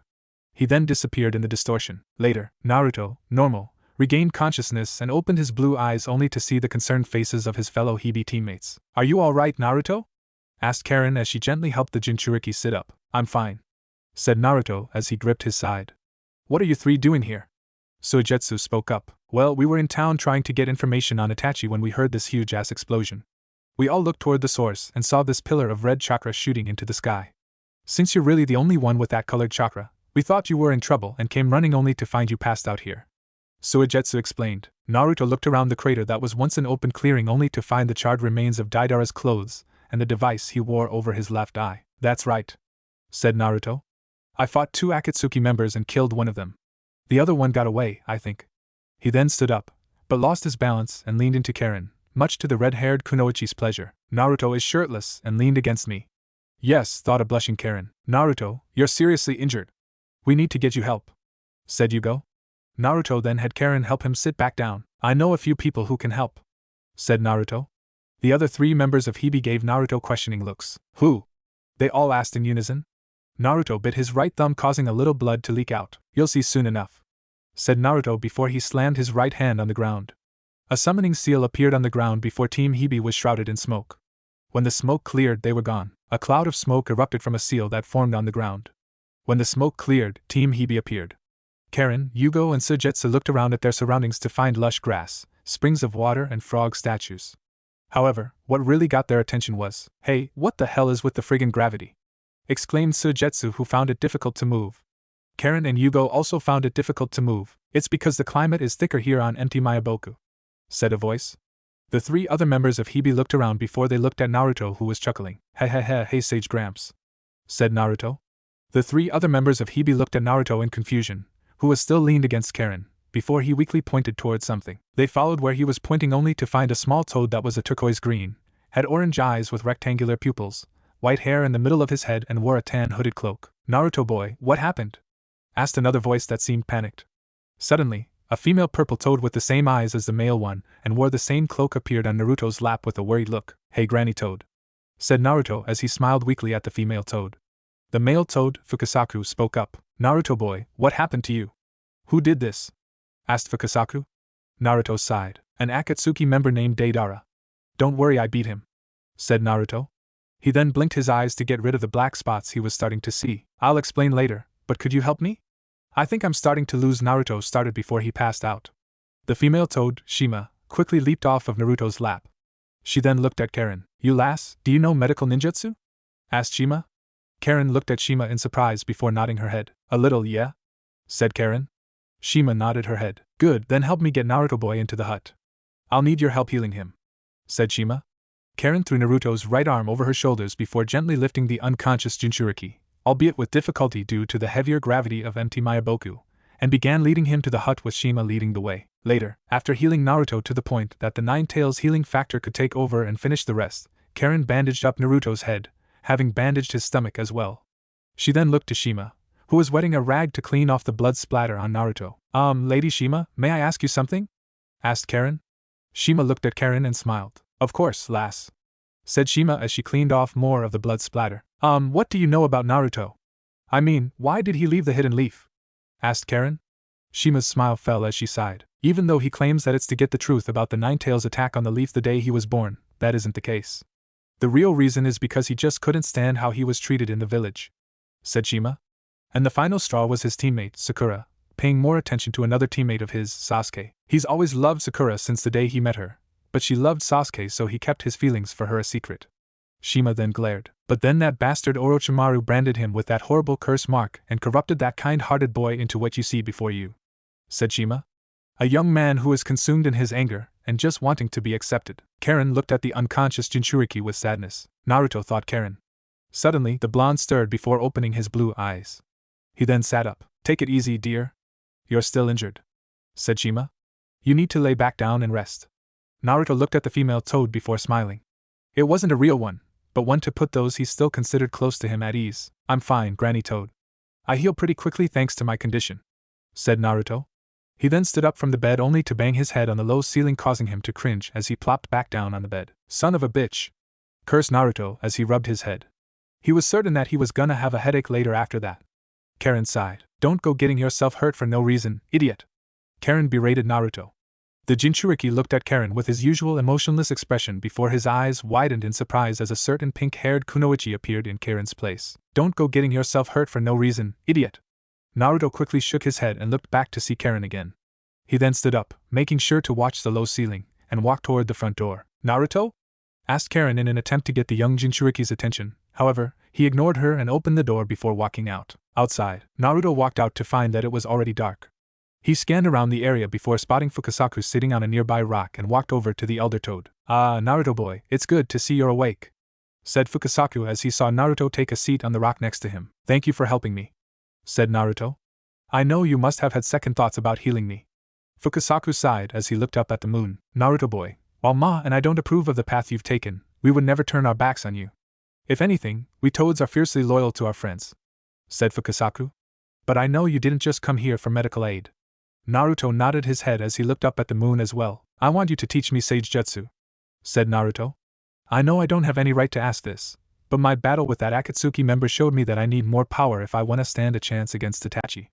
Fukasaku sighed. Naruto boy, I already know that Itachi isn't the reason you left the village, said Fukasaku. You left to get away.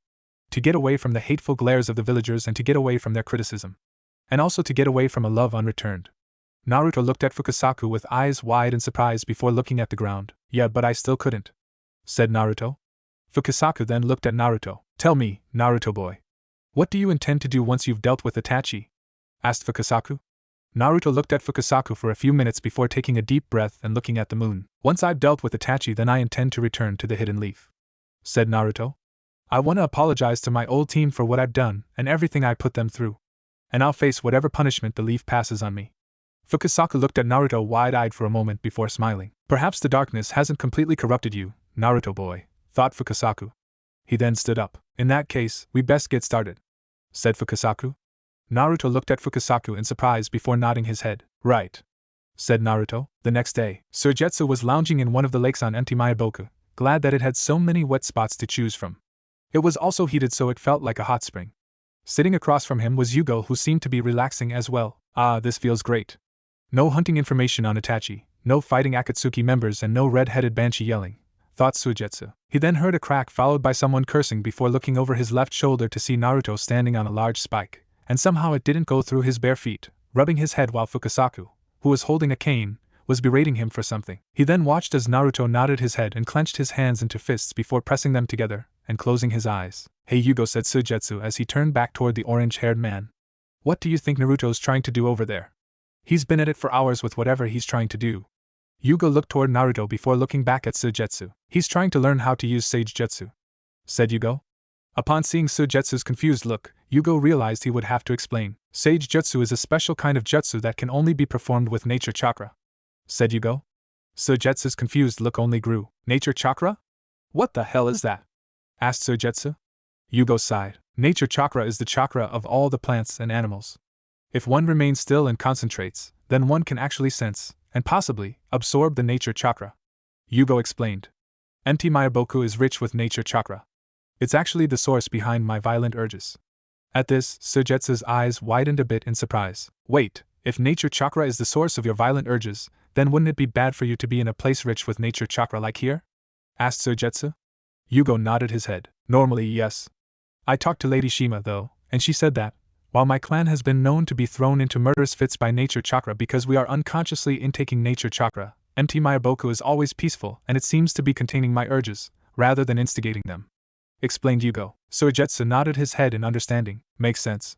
Too bad, though, said Suigetsu as he got an evil grin. I like when you go berserk. It makes fighting you more fun. Yugo sighed as he shook his head. Meanwhile, Karen was watching Naruto with rapt attention as he meditated and attempted to intake as much nature chakra as possible.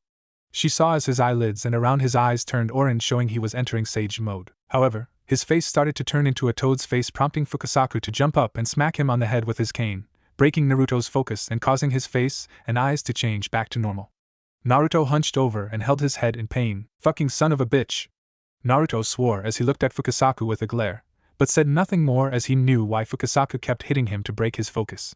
He then sighed before resuming his stance. A few weeks later, Naruto, still wearing his regular Hibi outfit, but changed the orange long-sleeved open shirt for an orange sleeveless open shirt with the Uzumaki swirl on the back, was standing before Fukasaku, who was perched on a rock. He still had bandages around his head and stomach. All right, Naruto boy, let's see what you've got, said Fukasaku as he looked toward a large toad statue. Lift that statue. Naruto nodded his head before closing his eyes. As he gathered the nature chakra around him, Naruto's eyelids and around his eyes turned orange. He then opened his eyes to reveal that the iris were gold instead of blue and his pupils were now rectangular. He walked over to the statue and picked it up with one hand, earning surprised looks from his team and Shima. Suigetsu whistled, clearly impressed. Whoa, not bad, said Suigetsu, who grabbed his sword off his back. How about a little spar to see just how strong you are in that form, and Naruto? The Jinchuriki shook his head as he put the statue down, and his eyes returned to normal. No, said Naruto, normal, as he looked towards Suigetsu. I want Itachi to be the first to feel the full strength of my sage mode. Suigetsu sighed in disappointment as he put his sword on his back. Naruto then looked toward Fukasaku and Shima before bowing. Thank you, Sage Gramps and Granny Toad, for everything, said Naruto. Fukasaku and Shima bowed. It was just good to see you again, Naruto boy, said Fukasaku as he and Shima stood up straight at the same time as Naruto. Won't you stay, lad? We're expecting Jiraiya boy to be here any time now, and he would love to see you again, said Shima in an attempt to reach the young boy she had heard of from Jiraiya. Naruto's eyes widened for a second before he masked it with his usual expressionless mask and shook his head. I'm sorry, Granny Toad, but I'm afraid not, said Naruto before turning to his teammates. Get ready to head out. The other three members of Hibi nodded their heads as they approached Naruto. Be careful, lad. I can sense things aren't as they seem, warned Fukasaku. Naruto nodded his head before biting his right thumb and slamming his hand on the ground. A seal appeared under Team Hibi's feet before smoke billowed out of the seal and consumed them. When the smoke cleared, Naruto and the rest of Hibi were gone. Fukasaku sighed. Dark times are ahead, and with his heart caught between light and darkness, I only pray that Sasuke boy and Sakura lass can bring Naruto boy back to the light, thought Fukasaku. Naruto boy and Sasuke boy are this world's only chance of survival. Forest. A seal appeared on the ground before smoke billowed out of it. When the smoke cleared, Team Hibi was standing in a forest. You know, Naruto? I've been meaning to ask, but how are you able to transport us to empty Mayaboku and back? Asked Suigetsu. Naruto looked towards Suigetsu with an expressionless look. Summoning jutsu can work both ways, Naruto explained. You can summon a summoning animal you made a contract with, but the animal can summon you also. It's called reverse summoning.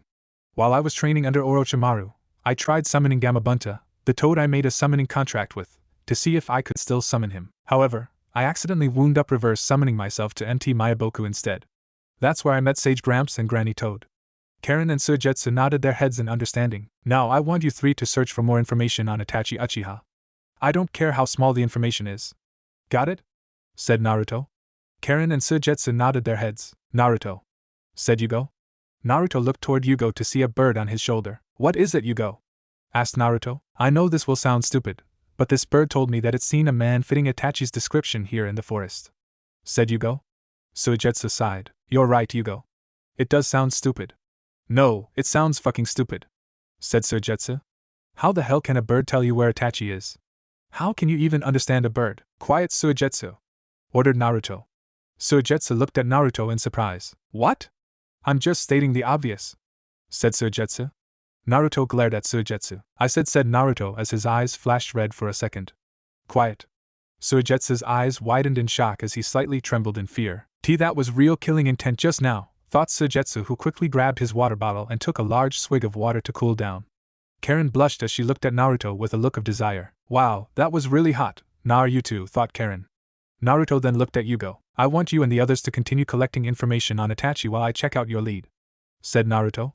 Yugo nodded his head. Of course, but I apologize in advance if it turns out to be a waste of time, said Yugo. Naruto turned away from his teammates. Get going, ordered Naruto. With that, the other 3 members of Team Hibi disappeared. Once gone, Naruto headed deeper into the forest. Later, Naruto was walking through the forest when he came to an area that was surrounded by trees and the leaves blocked out the sky. He looked around the area for any sign of the Uchiha when, I'm surprised you came, Naruto, said an all too familiar voice, causing Naruto to turn and see his target. Itachi, said Naruto with a glare as he gripped the handle of his katana.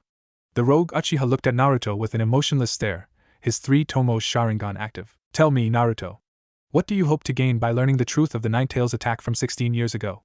Said Itachi. Naruto's glare hardened as he unsheathed his katana. Why does it matter? Asked Naruto as he closed his eyes only for them to snap open a second later to reveal that the iris were red and the pupils were slits. You'll be dead by then. Naruto, Nine-Tails chakra, lunged at Itachi and swung his katana, but the Uchiha jumped back to avoid the blade. Itachi made a few hand seals before breathing deeply. Fire style, great fireball jutsu, said Itachi as he blew a giant fireball at Naruto. The Jinchuriki held out his right hand and charged up a Rasengan. Rasengan! Shouted Naruto as he thrusted the Rasengan into the fireball, causing smoke to billow out when the 2 jutsus collided. Itachi watched the smoke, waiting for Naruto to come out. He didn't have to wait long, though, because Naruto leaped out of the smoke and toward the rogue Uchiha. Naruto swung his katana at Itachi, however, the Uchiha quickly leaned left to avoid the strike. Naruto then began rapidly swinging his katana with carefully aimed strikes, but Itachi proved faster, for he was able to avoid the strikes. To the untrained eye, it would seem like they were a blur. Naruto then caught an opening and stabbed the blade of his katana into Itachi's stomach. However, the Uchiha suddenly burst into thousands of crows that took to the air. The crows flew up high before nose-diving straight at Naruto from all sides. The Jinchuriki smirked as he sheathed his katana before both his hands became encased in lightning. Chidori stream, said Naruto as he discharged the Chidori from all over his body. The crows were instantly eradicated when they touched the electrical jutsu. Once all the crows were gone, Naruto ceased the Chidori stream before unsheathing his katana. He looked around for Itachi only to hold his katana behind his back to block a few shuriken. Naruto pivoted on the heels of his ninja sandals to find an unharmed Itachi. The rogue Uchiha then threw a continuous barrage of shuriken at Naruto. However, the Jinchuriki quickly removed his arm guards to reveal bandages around his wrists that had storage seals on them. Resheathing his katana, Naruto pumped chakra to the seals, causing shuriken to appear in his hands before tossing his own continuous barrage of shuriken. As the shuriken continued to fly, Naruto and Itachi glared at each other with the determination to overpower the other. However, they both soon ceased throwing shuriken. Itachi spoke. You've gotten stronger, Naruto, said Itachi. Far stronger than I anticipated. However, it's still nothing I can't handle. Naruto's glare intensified. He couldn't believe Itachi thought he was still stronger than himself. Why don't you try saying that to me after I rip your jaw off? Said Naruto. Itachi just closed his eyes before he burst into thousands of crows that took to the skies. Come to the Uchiha hideout alone. There, we will finish this once and for all, said Itachi's voice before a crow perched itself on a tree branch. Naruto looked at the crow as his eyes returned to normal. Finally I can end this nightmare, thought Naruto. Sasuke Sakura, it won't be long now. Deciding to apologize to his fellow Hibi teammates later for ditching them, Naruto followed the crow as it flew off. Uchiha hideout, outskirts. Naruto came to a cliff that overlooked the area and he could see a large building in the distance. That must be the Uchiha hideout.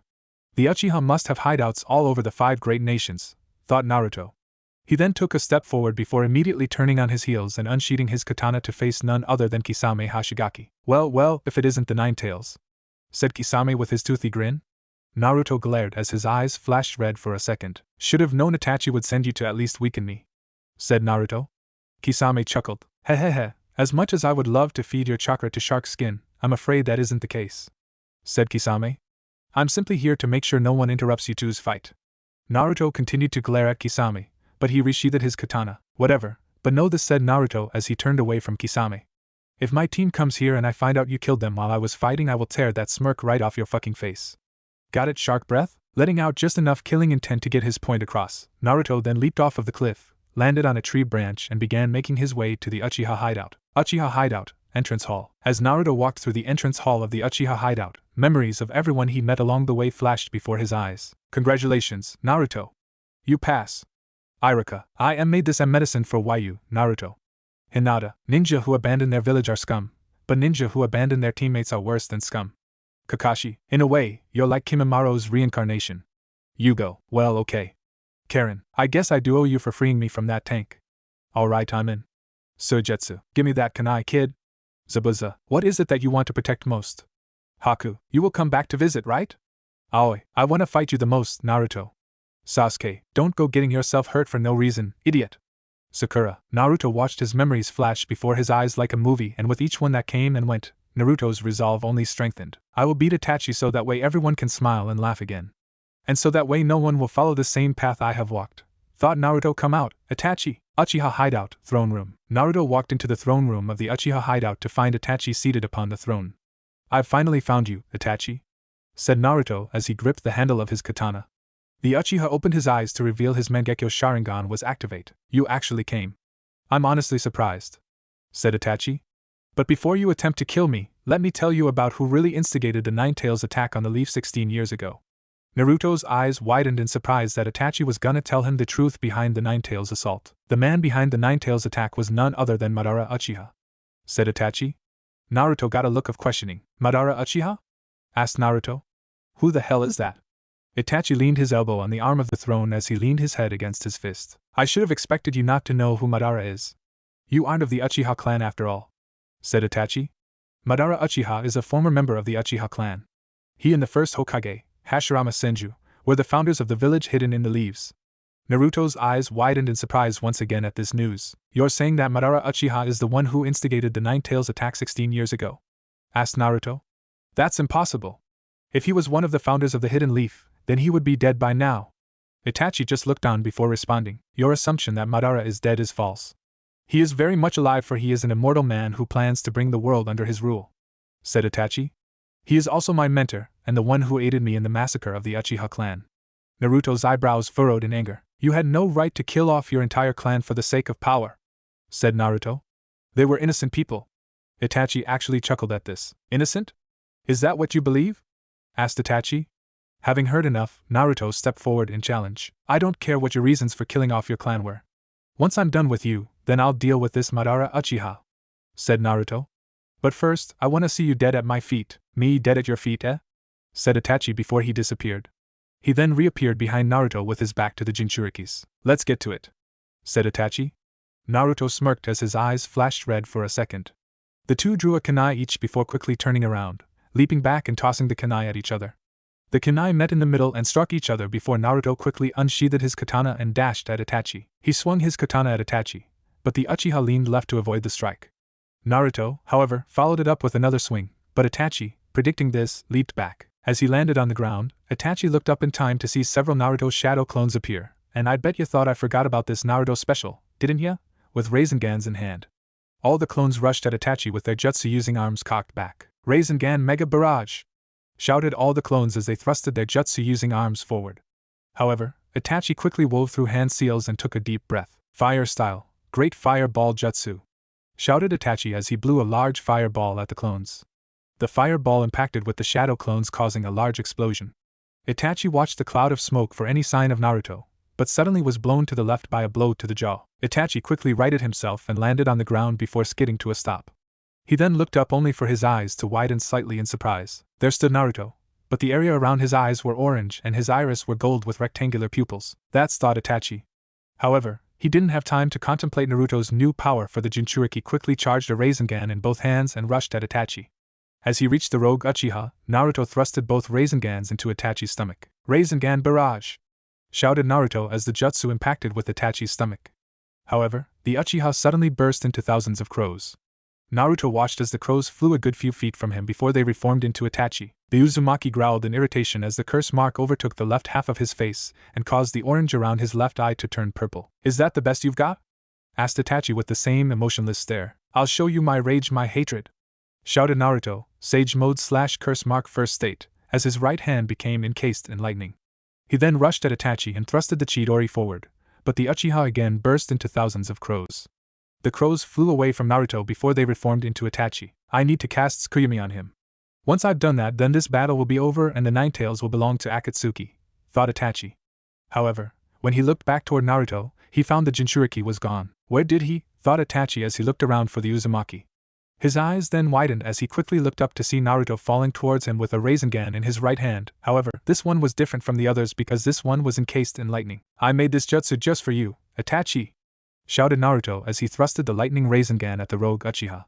Lightning style, Rasen Kidori. The Rasen Kidori slammed into Itachi before a pillar of lightning shot to the ceiling. As the pillar of lightning dissipated, Naruto landed on his feet a few feet away and watched. His eyes returned to normal as the curse mark receded back to its original position. I used up the rest of my nature chakra to form that Rasen Kidori, but I think I got him, thought Naruto. Suddenly, a kunai shot out of the lightning pillar and struck his right eye as it sailed by. Arg! Naruto cried out in pain as he covered his bleeding eye. Looking back at the pillar, his lone eye widened when the pillar of lightning completely dissolved to reveal Itachi Uchiha still standing, but he was bleeding from several cuts. His Akatsuki cloak was a little charred and his left hand was limp at his side, indicating that it was probably useless now. Naruto also noticed that Itachi had his eyes closed before seeing blood leak out of the left eye. Itachi's left Mangekyo Sharingan eye then snapped open. Amaterasu! Shouted Itachi as black flames erupted from the ground and sped at Naruto. The Uzumaki quickly turned and dashed ahead of the flames to avoid them. He leaped on top of the throne before leaping off of it, and toward the hole his Rasen Kidori made in the roof of the hideout. However, the black flames of the Amaterasu caught the edge of Naruto's shirt. Noticing it quickly, Naruto tore off his orange sleeveless open shirt and tossed it away as it was consumed in the black flames. The Uzumaki landed on the roof before leaping onto a large wall-like structure with the Uchiha clan insignia on it. Storm clouds had gathered in the sky above the hideout, and the thunder boomed as Itachi appeared on the roof and looked up toward Naruto. Both ninja were breathing hard from their battle. Naruto held up his right hand as a Rasengan formed. However, 4 wind nature chakra blades came out of it and began rotating around it before it became encased in lighting. The jutsu then increased to 3 times its normal size. Itachi watched on in amazement. He couldn't believe that the loudmouth, knucklehead who always went on about becoming Hokage had become so strong. For a split second, Itachi believed that Naruto may have surpassed even himself. This will probably be my last jutsu, said Naruto. Combination jutsu. Giant lightning Rasen Shuriken. With that, Naruto threw the lightning Rasen Shuriken at Itachi. The rogue Uchiha went wide-eyed at the speed the jutsu was traveling. Naruto quickly leapt out of the way as the jutsu impacted with the hideout roof, and hopefully its target, before turning into a large rotating sphere of wind and lightning chakra that completely obliterated the Uchiha hideout. When the jutsu dissipated and the smoke cleared, Naruto landed in the ruins of the Uchiha hideout to find Itachi laying on the ground face first. His Akatsuki cloak was gone, no doubt destroyed in the jutsu, and he wore a similar outfit to Deidara's underneath the cloak, the only difference being that the shirt had the Uchiha crest on the back. Naruto dropped to his knees and breathed a sigh of relief as he placed a hand over his right ruined eye. It's over, said Naruto. It's finally over. The Uzumaki was relieved that it was all finally over. Now he could locate his teammates and, is this the death you had imagined for me, Naruto? Asked an all too familiar voice, causing Naruto's eye to widen in shock as he looked toward where Itachi had been laying to see the Uchiha standing again. But this time there was a large strange red warrior behind him wielding a glowing red blade attached to a red gourd and a red shield. The warrior had 4 arms and its face was hidden in the shadows under a hood ornament that resembled a demon mask. The warrior's eyes were a glowing yellow, and for exact description, look up the fight between Sasuke and Itachi in Naruto's Shippuden. How? Why, you're supposed to be dead, said Naruto as he quickly stood up. You're right. I would have been dead if it weren't for this, said Itachi as he motioned toward the strange warrior. This is my final trump card, the Susanoo. Naruto stared wide-eyed at Itachi's Susanoo. The Susanoo? Asked Naruto. Itachi nodded his head. Yes. It is the final power of the Mangekyo Sharingan, said Itachi. This third power is awakened when one has awakened both its Tsukuyomi and the Amaterasu. Itachi's emotionless stare then changed to a glare. Once I've dealt with you, I will use this power to destroy the Hidden Leaf Village, said Itachi. I will kill everyone. No one will be spared. I will take my brother's eyes and with them I will gain new ocular powers. Naruto's eye widened further before a glare replaced his shocked expression. Images of all his old friends' corpses lying everywhere flashed before Naruto's eye. As the images continued to bombard Naruto, red chakra began to seep out of his body. However, something inside Naruto snapped as the images of Sasuke and Sakura lying on the ground before him dead flashed before his eyes.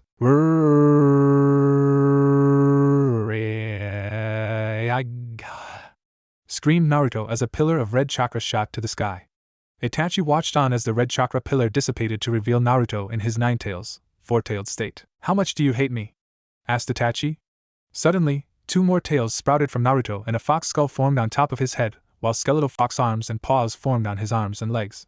Naruto, nine-tails, six-tailed mode, then got down on all fours as he growled at Itachi. So that's the appearance you take when using 6 tails worth of the fox's chakra, said Itachi as he backed into his Susanoo and was engulfed in it. Show me which is greater. My Susanoo, or the nine tails, roared the six-tailed Naruto. The out-of-the-control Jinchuriki then leaped at Itachi, but the Uchiha's Susanoo brought its shield down in front of him. Naruto, however, smashed right into the shield, causing it to crack. Itachi's eyes widened in surprise. He cracked the Yata mirror, thought Itachi. Naruto then leaped back as Itachi's Susanoo swung its sword down. The Jinchuriki then held his head up as his 6 tails curled toward the head as a black ball of chakra formed. A-tailed beast bomb, thought Itachi as his Susanoo lunged its sword forward, striking the 6-tailed Naruto and sending him flying back into some rubble, breaking the tailed beast bomb in the process. However, that didn't keep Naruto down. For the rubble he was blown into blew apart before the out-of-control Jinchuriki dashed at Itachi with incredible speed. If it weren't for Itachi's Sharingan, then he wouldn't have been able to see Naruto coming.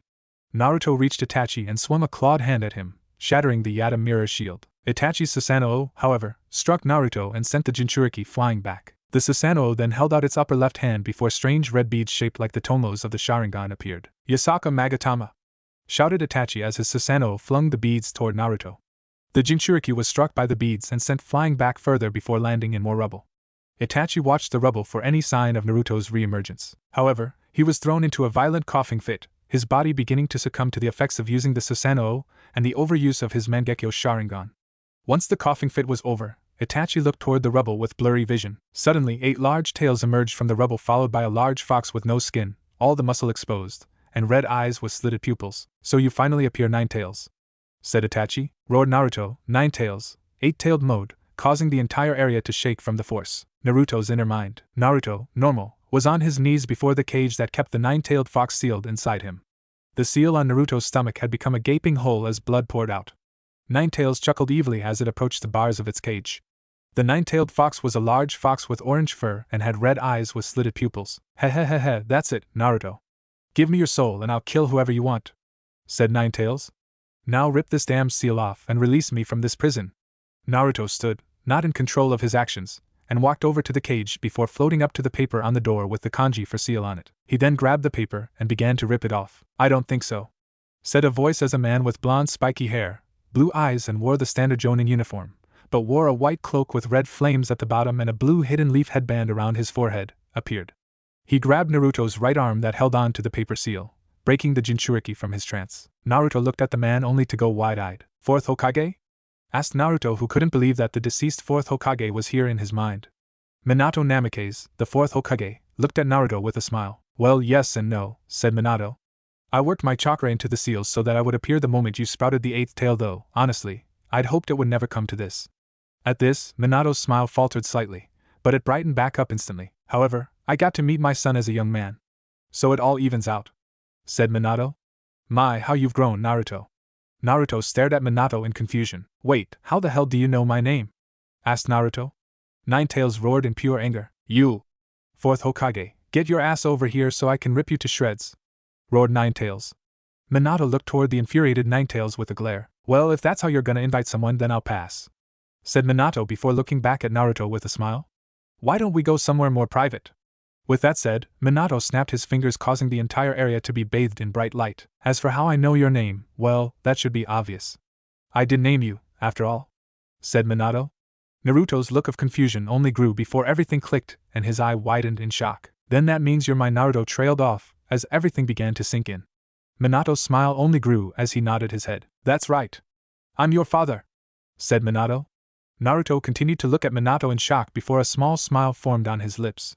However, that smile was short-lived as it changed to a frown as Naruto glared at Minato before punching him in the stomach, causing the former fourth Hokage to cough up blood as he hunched over in pain. Once he recovered, Minato stood up straight and looked at Naruto only to be met with glaring blue eyes. How the hell could you put something like the fucking 9-tailed fox inside your own son? Naruto exclaimed. Minato looked at Naruto in surprise before looking away in shame. I did it because I couldn't ask any of the other villagers to give up their children to become a Jinchuriki.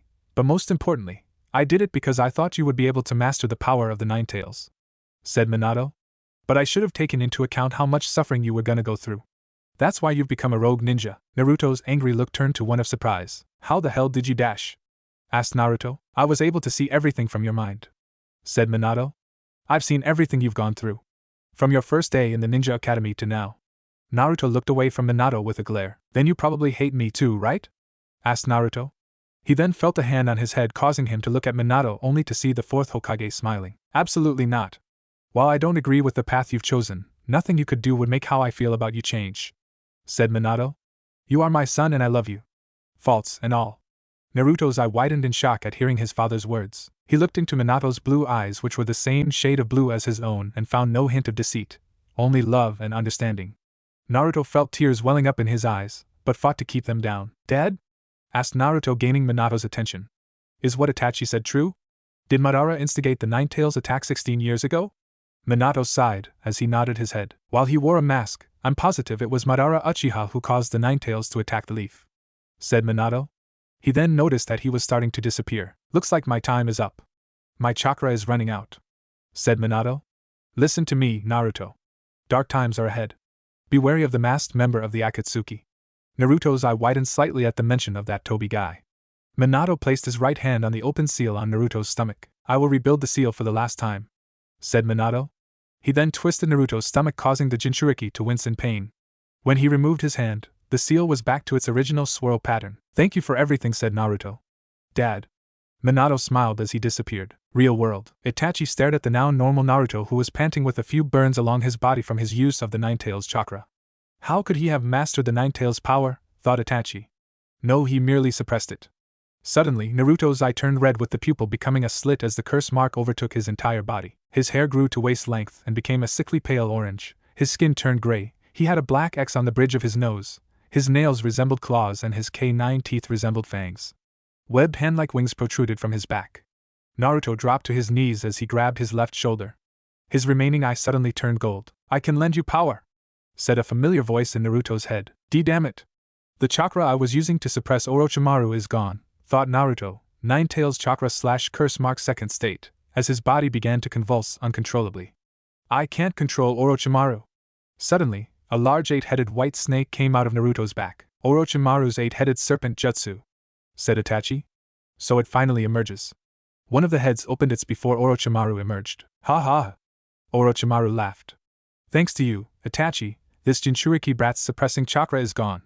Now I can take over his BOARRGGGH. Orochimaru was interrupted when Itachi's Susanoo impaled him with its sword. Orochimaru looked at the blade with wide eyes. It can't be, said Orochimaru. All this time that I've been searching for the fabled Totsuka blade, you had it? Indeed. Now, Orochimaru, you will be sealed away forever, said Itachi as he made a single-hand seal. Suddenly, Orochimaru and his 8-headed serpent were drawn into the gourd that Itachi's Susanoo had.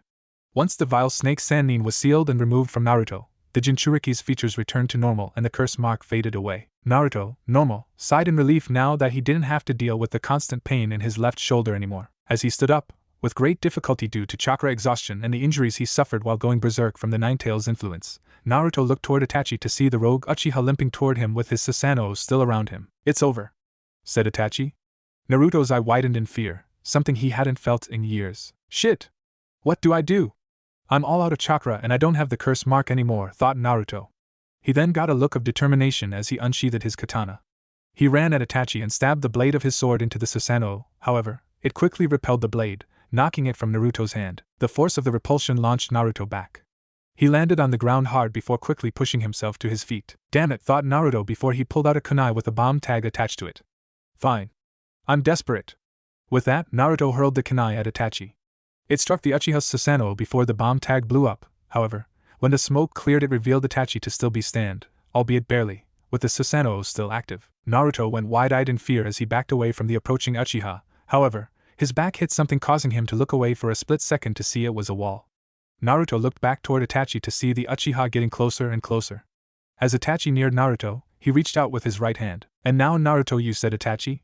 His hand was nearly able to reach Naruto. However, Itachi suddenly smiled and mouthed something before he pressed his right index and middle fingers against Naruto's forehead, causing the Jinchuriki's eye to widen in shock. Itachi then collapsed to the ground, his fingers leaving a small trail of blood on Naruto's face, before rolling over on his back and drawing his last breath. As Naruto looked down at Itachi, he recalled a memory he had forgotten. Flashback. A younger Naruto was walking back to his apartment after training in the training grounds. It was dark out, and he needed some sleep. As he was walking, he noticed Sasuke's older brother, Itachi, walking toward him.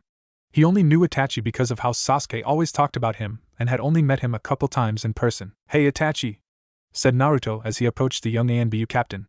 "Where you off to?" He then noticed something. "And why are you crying?" asked Naruto. Itachi looked at the young Uzumaki in surprise before wiping his tears. "No reason," said Itachi. "What are you doing out so late, Naruto?" The young Uzumaki just grinned. "I was at the training grounds training," said Naruto.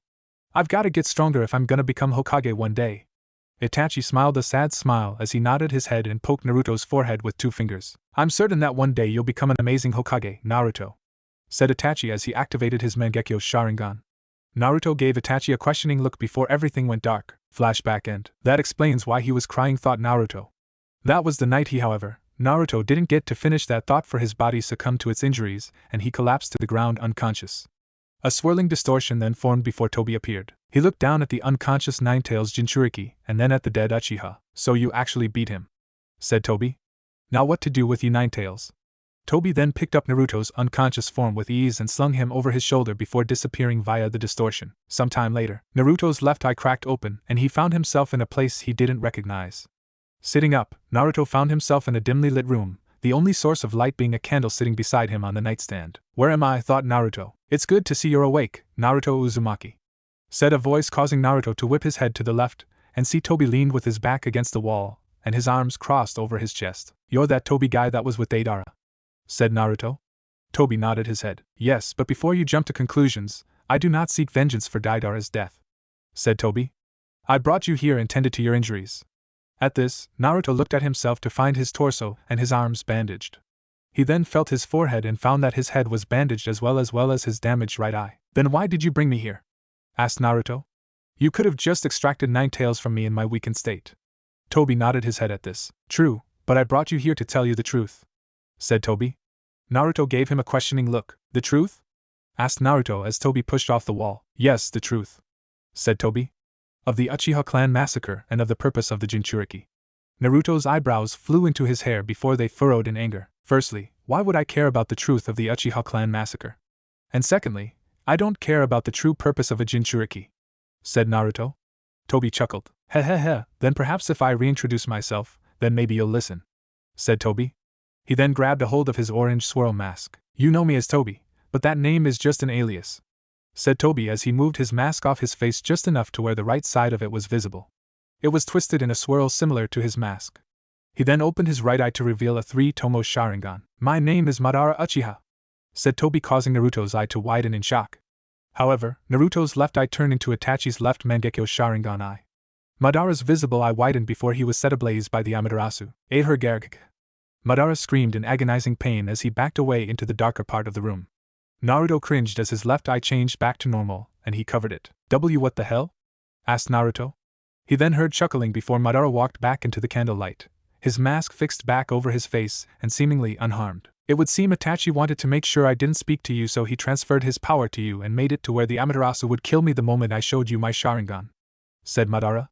"Even in death he never ceases to amaze. Why do you care about telling me the truth?"